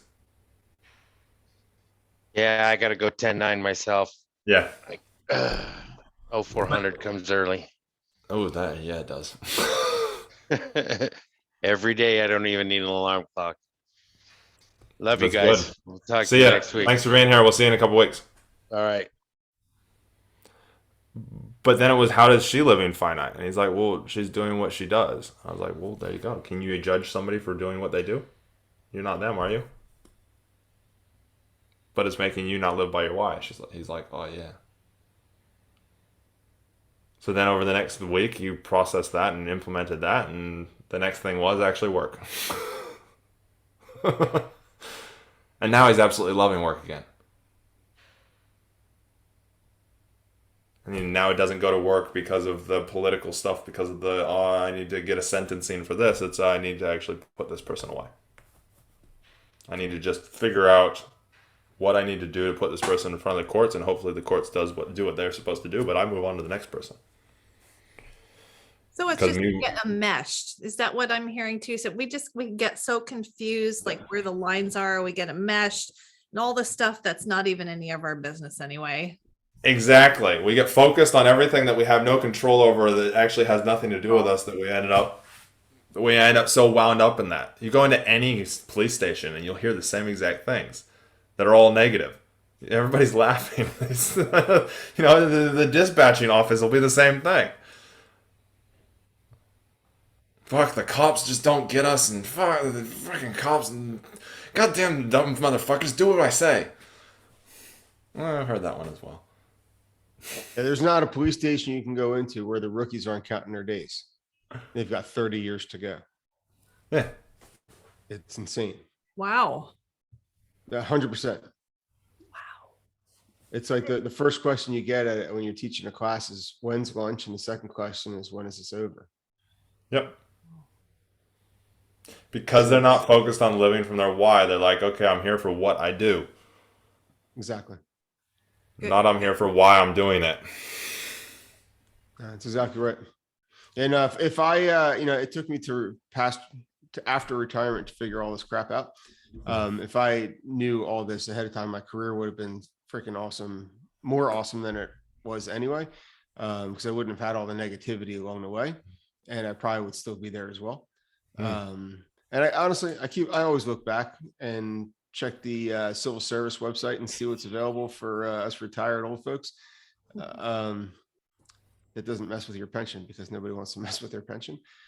And but yeah, no, it goes back to that shiny object, But if I wish I had this mindset and this idea of resiliency and knowing your purpose 20 years ago. Well, we'll go through and really make sure that yours is there, so you can go, okay, cool. Yes, I do need to find a way to go back or a way to do that. Or no, actually, I need to just put more focus into this. No, I can't focus back. I shouldn't be focusing backwards. I got to focus forwards. Front sight towards enemy, right? But forward might be actually going into some sort of part-time stuff, but it's actually having clarity in that around it. Yeah, I'm fat and old, buddy. I'm out. Or like teaching people, like the cadets. Well, this is the thing, is it's actually That's exactly right. It's actually figuring out, okay, cool. How do we actually, how do I actually meet that part of my why in the new transition? And because we get so wound up with, oh, but I've got that shiny object syndrome, like you said. I've got that. I can just go back to that instead of going, how do I apply this to the new me, to the new version of what I'm doing? Yeah, no, we talk about that in resiliency as well all the time, where you have to take the foundation of what you learned and what you grew from to pull that forward, rather than continue reflecting back on what was and use it to your advantage for what Be is. and what careful could be. of the reflective gap. It's called. It's what it's called. If you reflect too much, it doesn't do anything, right? So you actually have to, at some level, stop reflecting and act out. Yeah, 100%. Messy action is better than no action, and this is why having that why and being able to actually articulate it gives you something to take action on. Otherwise, we're constantly trying to figure out a feeling that we're trying to take action on, but we don't know what that feeling is, or that time that happened. And so we're always trying to take action on it. So in turn, we're never actually taking action because we're trying to figure out what that actually thing is, but we're calling it action. And I think for many of us, our careers is a unilateral trajectory. And once you retire, you got to do things for the first time all over again. And that fear of going back to the beginning rather than continuing on that unilateral trajectory is very scary for a lot of people. And for many of us, afraid to fail, because if we fail, we kill somebody, right? Or we get somebody killed. So that fear of failure is huge. And a big hurdle to overcome when we're approaching that new step, that first step for the first time all over again. And I think that's a process that is difficult for many folks in uniform to get past. But again, that's living from what you're that's trying Agreed. to serve. That's trying to serve what you're doing. So you've been unilaterally trying to serve. That you're serving the police force, you're serving that job to Correct. keep going up, instead of, hey, it's going up and it's serving me because I'm here anyways. That's gonna come and go. I'm here. So, oh, sweet. So it's not law enforcement. Now it's driving a train. Okay, cool, sweet. Always wanted to do that, by the way. The amount of cops here that go from being a cop to the amount of cops that go from here, they go. I know about 4 of them that became train drivers. That's why I said it. That's awesome. But again, it's just what you're doing because it's serving it. But if you don't know everything we talked about today, then how do you find that what that, how do you actually get those whats that are serving you?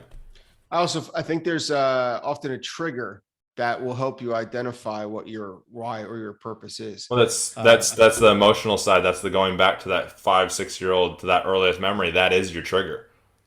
Potentially. And I also think that I know for me, without taking this to a sour side of the conversation, but for me, the trigger for my next step was when my buddy killed himself. Mm-hmm. Like I knew I never wanted to get one of those phone calls again ever in my entire life. Yeah. So that changed a hard left turn on what I thought was my purpose and why post-retirement to like, yeah, I'm going to fix this. And what's your purpose, Dave? To make sure I never get another one of those phone calls again. Yeah, that's not your purpose. Sorry to say. I know, but that's Yeah, I'm right there with you, Chris. That's not it. That's not your purpose, and that's why you think it changed to continue to serve others and help others within my sphere. So that's not your purpose either.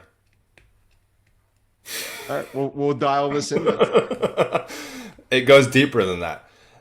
That is a version of it, and that's part of it, but it's not your actual purpose. It's not your mission statement. It's definitely not my mission statement, but yeah, it's deeper. Yeah, it's the it's not the goal, but the objectives. Yeah, it's part of the stepping process, but it's not the deep one.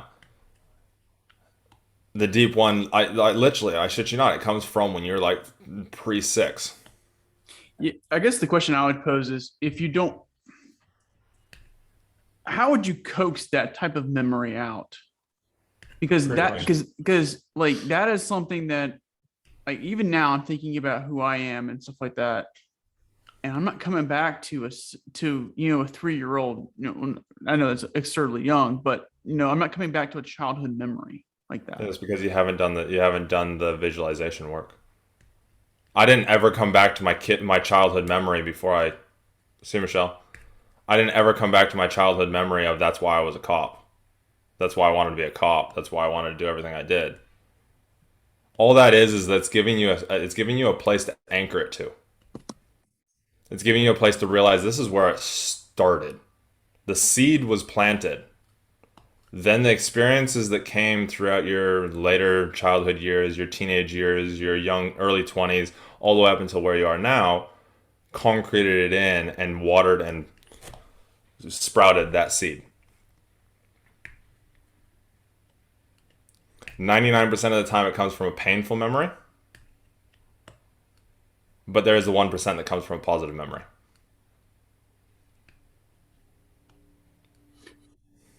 We'll see. We'll see.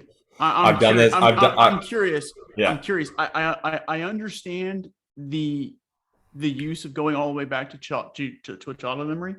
Yeah. I get that. Where I would sit here and say is anytime you're able to look back and you find those motives, you may not find it in a childhood memory. And I don't know if that has to be the root anchor for that. I'm curious. I'm curious to see how I can peel this back further. We are who we are because of everything that happened up until about 7. And then it's been reconcreted in. I mean, yeah, I could agree with that. I mean, you have to be sociable by what, age 4 or something like that. Well, everything that you're taught at that age, you interpret it in different ways. Mm-hmm. And in turn, this is why you ask that 6-year-old or 4-year-old or 3-year-old or 2-year-old or whatever, however age it is. And you don't have to have the exact memory straight away. It's just the feeling of that emotion. Okay, so okay. You're going back to the feeling of that emotion, and then that memory will start to come back. Okay. But this is all part of the ACEs program as well. They do it. Every kind of neuro type thing does this because it does. It goes back to that early childhood memory. But I'm taking what seeds are planted back there, what experiences from that emotion, and that's why you're asking that young self why it's important. And then that would also allude to so it's not just let me know if I'm off here. Yeah. But it's not just flow state, that flow happiness area. I don't want to use happiness like that. Yeah. Maybe not in the typical happy term. I call it the productive state when everything is just lining up. Yeah, I'll just go with eudaimonia, whatever it is. We'll go with that Aristotle's thing, right? So there's that, and then there's that side of the coin, right? Just like day and night, right? In the night, or however you want to phrase this, is the dark demon side of it. Yeah. And they're both sown at roughly the same time. Yeah. Mm-hmm. Yeah. And we have a tendency to subconsciously run off one or the other. So those that are extremely successful and things like that are are a lot of times running out. Like you take Hitler, for example. He took his why and completely turned it into being a negative and powerful, destructive thing. But in his mind, it wasn't. Yeah, Hitler's a psychopath. I would say the extreme example of focusing maybe on the darkness side, of it, but without extreme side of the this darkness. Is kind of what we were talking about earlier, Sarah, in the area, right? The appropriate integration of things, right? And when I say appropriate integration, I also mean day and night, right? Mm-hmm. So the yin and the yang. Yeah. Yeah. Yeah, because you can take this and become extremely destructive with it. That's why in the mission statement I always talk about for me and others. Because if you don't have the others, if it's just for you, it can become extremely destructive. Yeah. Not to yourself necessarily, because you feel like, hey, I'm serving myself all the time, I'm doing good. But if you get so laser focused on just me, it can be destructive. Sometimes I fall down that pathway where I'm like, I'm creating so much less pain for myself that I get in that flow state of that. And that's where having the knowledge of all my levels and how to apply it and everything and doing years of work on this is when my wife says, I feel like I haven't seen you in a week. It catches me and I go, oh, okay. And this is where I use my why, and it's a more advanced kind of level, is I use my why to test it against stuff. Her saying that, am I putting too much time into creating less pain for myself? How am I creating less pain for her right now? Again, that whole me then her. So I take out me and I go, how am I creating less pain for her to create a better version of ourselves? Well, I haven't been. Yep. Yeah. Same thing when we're sitting on the couch and there's dishes everywhere, and your wife or your partner starts making banging noise around, and you can feel that energy from them and you sit there and you go, shit, I should probably get up and help with the dishes or do the dishes for her. And so I literally will take it. My wife, I said this the other day to somebody when I was up in the living room and she was there. She's like, or we were creating some stuff in that. And she's like, do you literally do that every single time? So I literally sit there and I'll go, how am I creating less pain for myself and her? Because I'm applying her as that other to create better versions of ourselves. Oh shit, I should probably actually get up off the couch. I'm just being a lazy ass. I'm not actually creating less pain for myself sitting here listening and knowing she's grumpy because I haven't done the dishes in 3 days. So I get up and I go do the dishes. And that's literally the stage that I'm at, where it becomes second nature 99% of the time. But there's an occasional time where I'll catch myself and I'll be like, or I'll ask myself when she says, oh fuck, I'm not going to see you again this weekend. Because I'm going paragliding or I'm doing all these different things and I'm going sailing and I'm getting ready for the race next week. And I'll go, my old demon, the demons come up, and how you counteract the demons or not, and don't get rid of them, but be able to dance with them, is you literally ask this mission statement. So I go, okay, how am I creating less pain for her this weekend so we can become a better version of ourselves? Is it that I need to actually go do all this stuff and that Saturday afternoon I need to go paragliding as well as on Sunday? Or is it actually that I should actually spend time with her? And I have to, the key here is, and this is where coaching comes in, is actually being honest with yourself. So if I'm honest with myself, yes, I really want to go paragliding Saturday afternoon and Sunday after I do the sailing stuff on Saturday morning. So literally would not see her all weekend. But I know I don't need it. I know I don't need to fill my own tank up that much because my tank is full. So I'm going to plan something for us this weekend, which she doesn't know about, on Saturday afternoon. I'm going to text her right now. Thanks, Dave. He's got a LinkedIn her. One of the things that I wrestle with some of my stuff, and I think we're already very well aware of it. So it's probably more of a confirmation talking point than anything. So I liked how you're talking about my tank and then other, like kind of like other, right? Agreed. Yep.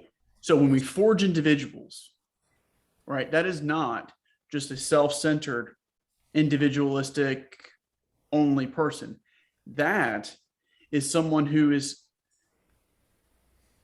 wise enough or at least practices some wisdom here to navigate both their own requirements and the requirements potentially of others, or the requirements or to whatever that may be. Right. And I find that when people are that principally centered, right, typically speaking, it's like a compass, or it's or not even a compass, but an automatic bullshit filter. Yeah. And it's not just a bullshit filter for yourself, but it's a bullshit filter for other people. Yeah. Right. So you can sit here and you can say, that's why I prefer leading with a why versus leading with, like, for example, tell me about yourself. No, okay, let's lead with a why, and then let's figure out very quickly. The entire conversation can change like that. Yeah. From what I'm understanding, yes, it's true. But at the same time, what it also does, it takes somebody who might not necessarily have that state where they're able to have that compass because they're so drained. Yep. Yeah. And so and they are not confronting the past to uncover some of the narratives. That's a problem, because you have to confront the past. But when you confront the past and you reflect on the past and you do those things over time, you attest to that, you have you have a better center line. And then I guess the problem there is you have to help other people do it too. that's the reparation that you pay for figuring Not it out. not necessarily. Not necessarily. You don't have to help other people do it. You can just live with your own. Yep. It's easier. You learn more by teaching. Mhm. You learn more by passing it on and helping others do it, but you don't have to.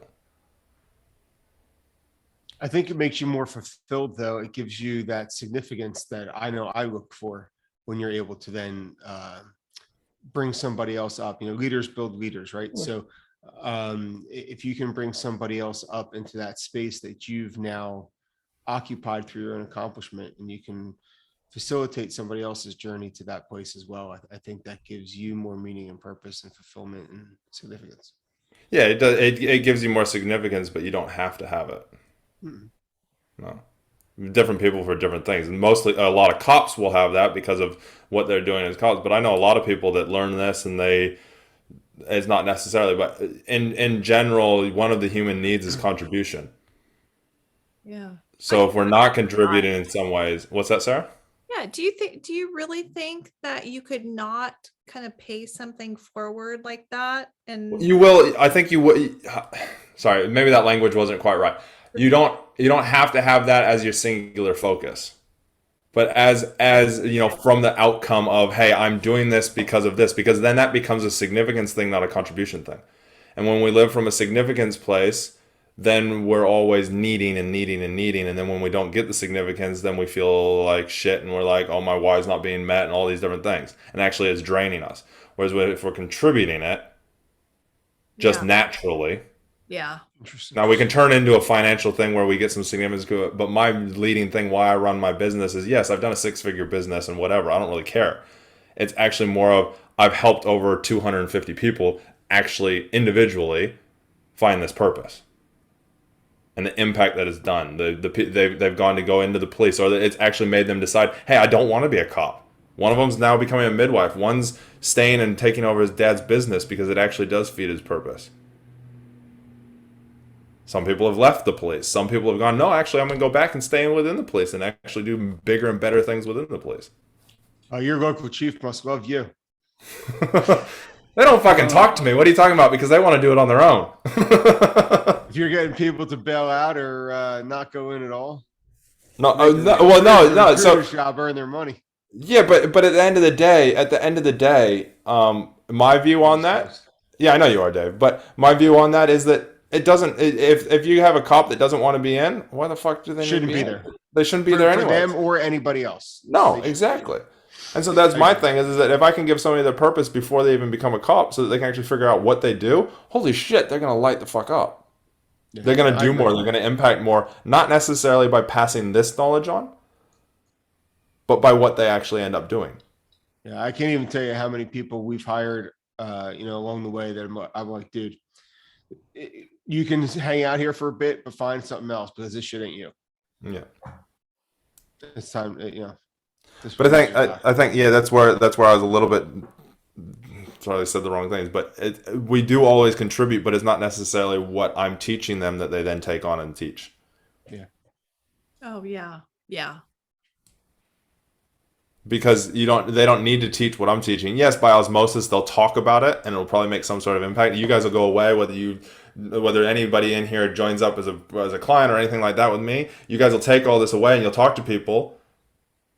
And it's going to impact lots of different people on it. You're going to be like, oh, fuck, I found this thing and I recognize this and this is what I did. Or you'll go off and you'll just apply it and you'll make an impact in what you're doing because you'll be so excited and happy and secure in what you're doing and the choices that you're making that then you're going to go impact your relationship. You're going to go impact friends. You're going to go impact the homeless guy on the corner that you don't even know from a bar of soap. So in turn, it's going to impact that way, not necessarily because you're going to take what I'm teaching and teach it to somebody else. Yeah. Oh. Yeah, that makes sense. At some level, a person, and I think that's the right word here, a person, right? When they become realized at some level, will teach either implicitly or explicitly. Just at by some actions, level. you do that. Yeah, just by actions. And this is what I always tell people. Hey, you I can't force everybody to join up with me. I can't force everybody to learn this. I mean, literally, Sarah sent it out and I saw how many people liked and that, and I was like, oh, sweet. I was actually getting nervous. I'll put my hand up and I'll say I was actually getting nervous. I actually had to take some deep breaths before I sat down and hit the go button. So I was like, oh crap, there's going to be all these people that I don't know. There's like nobody that I don't. Yeah, there's like, yeah, exactly. I'm like, and so, but again, I was visualizing that. I wanted to, because like I'm coming back to the States and I'm like, okay, I want to find out who the chiefs of Oahu police are, and I want to get into my contacts because I want to teach all of this to those people because I am that passionate about it. I've been doing it for people that want to get into the police for years now, but I'm like, now is the time, especially with everything going on in the world in the last 2 years that we've had. Now's the time to help all those that are on that fence of wanting to leave, or just chiefs that want to better their police stations. And I'm like, how do I get in there to talk to them? Maybe they sign up. Maybe people sign up. Maybe they don't. Okay, if I get one person that signs up, cool. It's one starfish that I've saved. But hell, I've actually probably saved in some way all the other starfish as well. I've helped that tide come up a little bit faster. If you've heard the starfish analogy. Yeah. Yep. Has a ripple effect. That's for It sure. does. Yeah. Just by your actions, because if somebody, say Dave was still in the police and he was here and he listened to this and we went through the whole process and he's like, holy crap, okay, cool, it's got me laser focused on why I'm going to work, because it's my work serves my why. And then he starts and he all of a sudden transitions and changes to, instead of being the cynical, salty, washed up cop in the corner that nobody wants to talk to, all of a sudden he's this happy-go-lucky person, and at first everybody's going to be like, what the fuck are you smoking, Dave? You're right. They send you right to the fitness for duty test. They will give you shit. They will ream you. But because you're so focused and calm in this, and you got coaching around it, you're constantly coming to me maybe and going, okay, Chris, this is what happened. And fuck, these guys are just ripping me a fucking apart and I can't do this anymore. And I go, okay, cool. Well, why are you here? What are we doing? What can you do to shift? And we shift and we mold and we get you to shift some focus around things. And we get you to focus on one thing. We create some new anchors. We do some different stuff. And we go, okay, cool. And you go back. And over time, shorter time than if you're trying to do it on your own, over time, you sit there and you all of a sudden go, you're the happy person. And everybody goes, well, we've just watched Dave go through all of this. And he's actually now a happy cop. And he was this really fucking grumpy motherfucker that sat in the corner and didn't talk to anybody before. Maybe he's not quite that bad. But now he's this happy person. Fuck, what has Dave done? He smoked the crack pipe. But this is why things like Tony Robbins get called a cult. Because people watch people go from fucking, oh my God, they're suicidal. This person is the most depressed person that I know. To the most happy-go-whatever person and addicted to it. Addicted to that feeling. And they do not change back. And people go, oh, it's a fucking cult. Because they don't know what else to do. It's that first stage of a cop all of a sudden going from being unhappy to being happy. Well, it's that. And also, I found in my own personal journey and experience through it, I didn't know what joy or happiness felt like anymore. Mm-hmm. And so when I was starting to find things, mostly post-retirement, that did fulfill what I see as my purpose or my things that just make me happy, I didn't even recognize that I was happy. And I didn't know what to do with it when I did recognize it. Yeah. And that's where coaching comes in. And I'm sure you got some sort in some way, or either you coached yourself or your wife coached you or friends helped you along the way. But again, my wife helps me identify those moments on a regular basis, because without that, I spent 20 years not knowing what happiness or joy truly felt like. Yeah, exactly. I had no emotion at the end. Yeah, zero. I was talking to a guy yesterday who I might be working with. Yeah, and literally that's what I was. And my wife would be like, it took her fucking months to get me to actually even say anything. And I remember being on motorways, and it always happens at night when you're about to go to sleep, and you're already tired. Because that actually, when you get tired, that's why sleep deprivation. Yeah, sleep deprivation is a torture technique, because the wall comes down. And so I was tired, maybe even had a couple drinks. We'd come home from somebody's place, and my wife goes, what the fuck is wrong? I go, there's nothing wrong. She's like, you were not you. We sat there at dinner, and you didn't say 2 words to fucking a ghost. My dad even saw it. And I was like, and it's bringing emotions back up now. But I was like, I don't know. I don't feel anything. She goes, what do you mean you don't feel anything? I was like, Don't care if it's good. Don't care if it's bad. Don't care if it's indifferent. I don't feel anything. Yeah, my wife used to ask me, so where'd you go tonight? We were out to dinner. What are you talking about? She goes, the rest of us were, but where'd you go?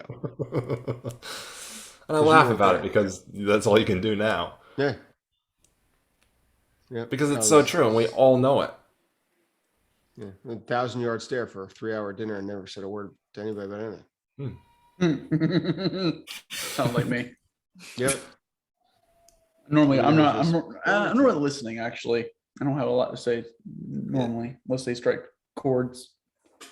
And you Yeah, I don't want to agree. say anything because you don't want anybody also. I know, like when I go to dinner parties, and because what I did was so tied up in me. Yep. And it's all I knew what to talk about. Yep. But it's all I didn't want to talk about. And you're conscious enough to know that nobody else really gives a shit and doesn't want to hear it, so you keep your mouth shut. Yeah, and then or you keep your mouth shut because you don't want to talk about it, because really I didn't want to talk about it, but then people would ask what I did and then I'd go off on what I did. Yeah.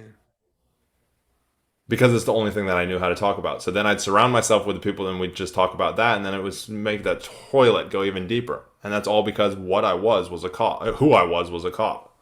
That's all I knew. Not I actually usually who told I was. people when I was not in the mood to talk, I would tell people I was in sanitation.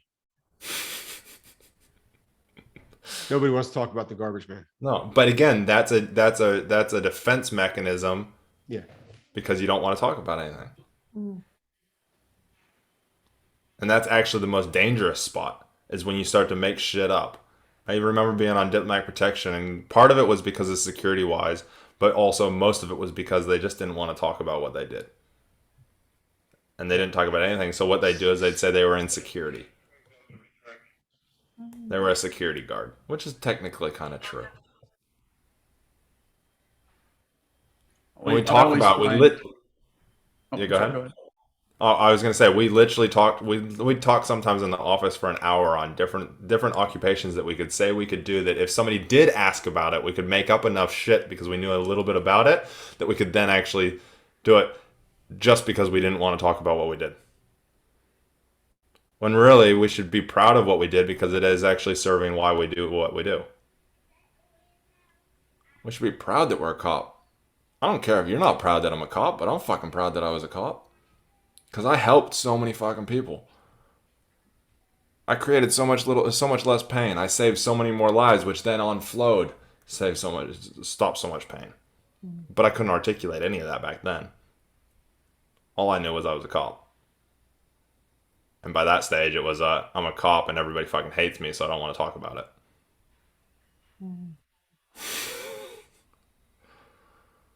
And so I hated myself. And I would never try and take my own life because I saw what would happen.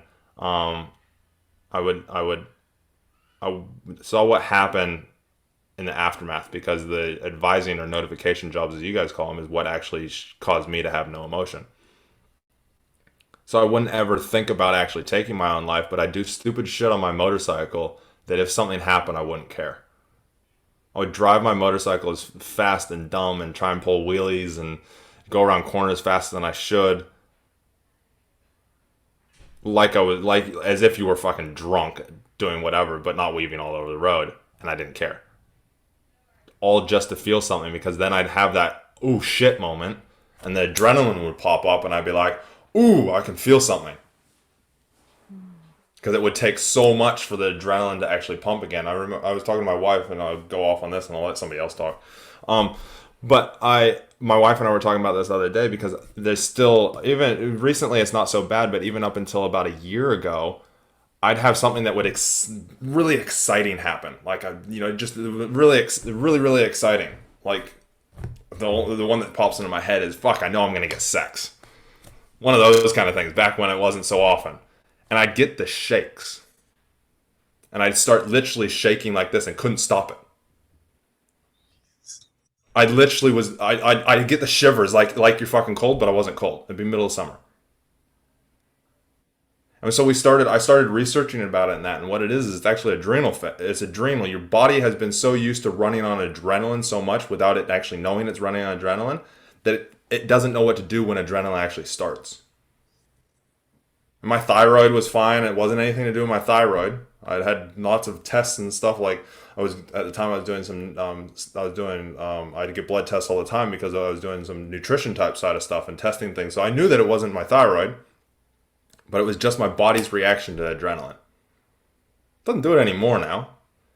But I did a lot of research, and they say people that are in high risk jobs or roles, law enforcement, firefighters, military, guys that are on deployment a lot, have it because we are our natural where we naturally sit with our adrenaline is higher, so our body gets used to it. So then when it doesn't have that and it gets a spike of adrenaline, it shoots. So that's why back in the day I would hunt for adrenaline, because I didn't, before I was a cop, I used to do paragliding and rock climbing and stuff like that, so I'd get those little shoots of adrenaline. And so I'd feel it and be like, oh, that, you know, we all look for it. I don't care who you are. You enjoy that little bit of high, different levels. But then as a cop, you're constantly living on that. And then when you identify as a cop off duty, it's the same thing. It's there even more. So it's also that's how I ended my career. Was before I hit the burnout stage and was kind of in the boredom and complacency phase, which will absolutely get you killed. But I was risking myself going into certain calls alone. I was stopping cars that I knew 100% I'd put everything I own on it, that there were guns and drugs in the car, and I probably was going to get shot at the second I walked up to it. Like those are the risks I was taking before the boredom and complacency kicked in, because I with that escalation and of need of that adrenaline kick, like you were saying, was where I was at work until completely crashed and burned. And I was like, yeah, it's time to go, because if I will end up dead before this is over. And so, yeah, no, I completely get that. And then I took up road cycling, by the way, which is, if you try to road cycle in New Jersey, it is a death-defying feat. Road cycling anywhere, bro, is death-defying. If it ain't in the middle of Kansas, holy crap. Or in the middle of the woods. But I do it because of the adrenaline. Honestly, God, like every time I'm on a quasi county road or whatever, and a tractor trailer goes by at 60 miles an hour, I love it. Absolutely love it. Yeah. Wow. Whereas I ride a motorcycle now, and I don't like. Last year, towards the end of last year, I felt myself kind of going backwards, and that was that's what kind of sparked me with the financial advising kind of stuff, because I was on a motorcycle trip just down to my buddy's house, and I was going off to things, and it wasn't consistently, but I found myself on a couple of the little really tight, twisty roads going, how much harder can I push this? How much harder can I push this? Not to push my skill level, but so I could feel something. Yeah. So I could feel that little jump. And I was like, okay, something's got to change in my life. Because I do the same thing on my bike all the time. Yeah. But so for me, when I feel that, I know something's not right. Something's not lined up with my why, my purpose. And it's a check. It's a gut check of, oh, okay, what do I need to change in my life? And so I reevaluate, as we talked about on the last podcast episode you and I did. Yep. I reevaluate. I was like, okay, cool. What areas of my why are not getting met? And that's literally what I do, is I go back to it and I go, okay, what's not being met? Oh, shit. Okay, there isn't the freedom, the flexibility. There's a lot of stress, a lot of control. Shit, all of that's not meeting my purpose. So see ya, I'm out. Yeah, no, and I think that's a huge piece of this puzzle is, we talked about the OODA loop, the observe, orient, decide and assess, and to keep recycling through that every time you get into a place where you need to readjust. That assessment phase is probably the most important piece. And it's making sure that assessment stage does not take too long to get to. That's why I love coaching. That's why I always have a coach, besides my wife, because they can always gut check me. They see me. They see different things that I don't see because they're not me. 100%. That's what's great about this, but it's having somebody that literally sits down and goes, okay, knows what state, where you're at, and what you're wanting to accomplish, your goals, and goes, okay, cool, where are you at, what are you doing, and has set things the week before or the 2 weeks before and gone, okay, cool, have you done this? You haven't done it? Okay, why not? What's gotten in the way? It's okay that it's gotten in the way, but why? What have you not applied to it? What's not brought it centered again? Why is it way over at left field? My left, left field. I agree. Just being conscious of time, we are 2 hours and 15 minutes into this. These always go long. Is it just when I come on, Dave, or are they always quite it's long? me and you together, bud. 100% positive. And not to put a shameless plug in for Chris's podcast and Fight the Burnout. If you have not listened to it, you should. And if you listen to 2 of the episodes, I think you will find a lot of this conversation to be pretty consistent with 2 of the episodes. It is. It's very consistent on a lot of the episodes with people. I bring it out. And I bring a lot of this stuff out because it's getting awareness. And my podcast isn't about just taking the knowledge that they've learned, but it's actually always bringing awareness from that. So it's like Christy posted on the Instagram post about how that was just a podcast episode, right? No. Thanks, so, guys. Chris, anyway. Thank you very much for just schooling us on everything that you've got. You're such not only a wealth of knowledge, but you have a heart of gold, and you being part of our family is, I can speak for myself, it's been priceless for me, as I know it has been for so many others. And to call you a friend is truly an understatement. Your family to me at this point, and appreciate that. I just appreciate you and everything that you do, and the people you serve, and the way you serve yourself as a example to others. I think is priceless. So with that, simple thank you never seems to be enough, but it's always the best way. So thank you. Thanks, and Sarah, if you want to take anything off of that and close this out, that would be great. Nope. Hey, Dave, can I grab you for just a second after this for next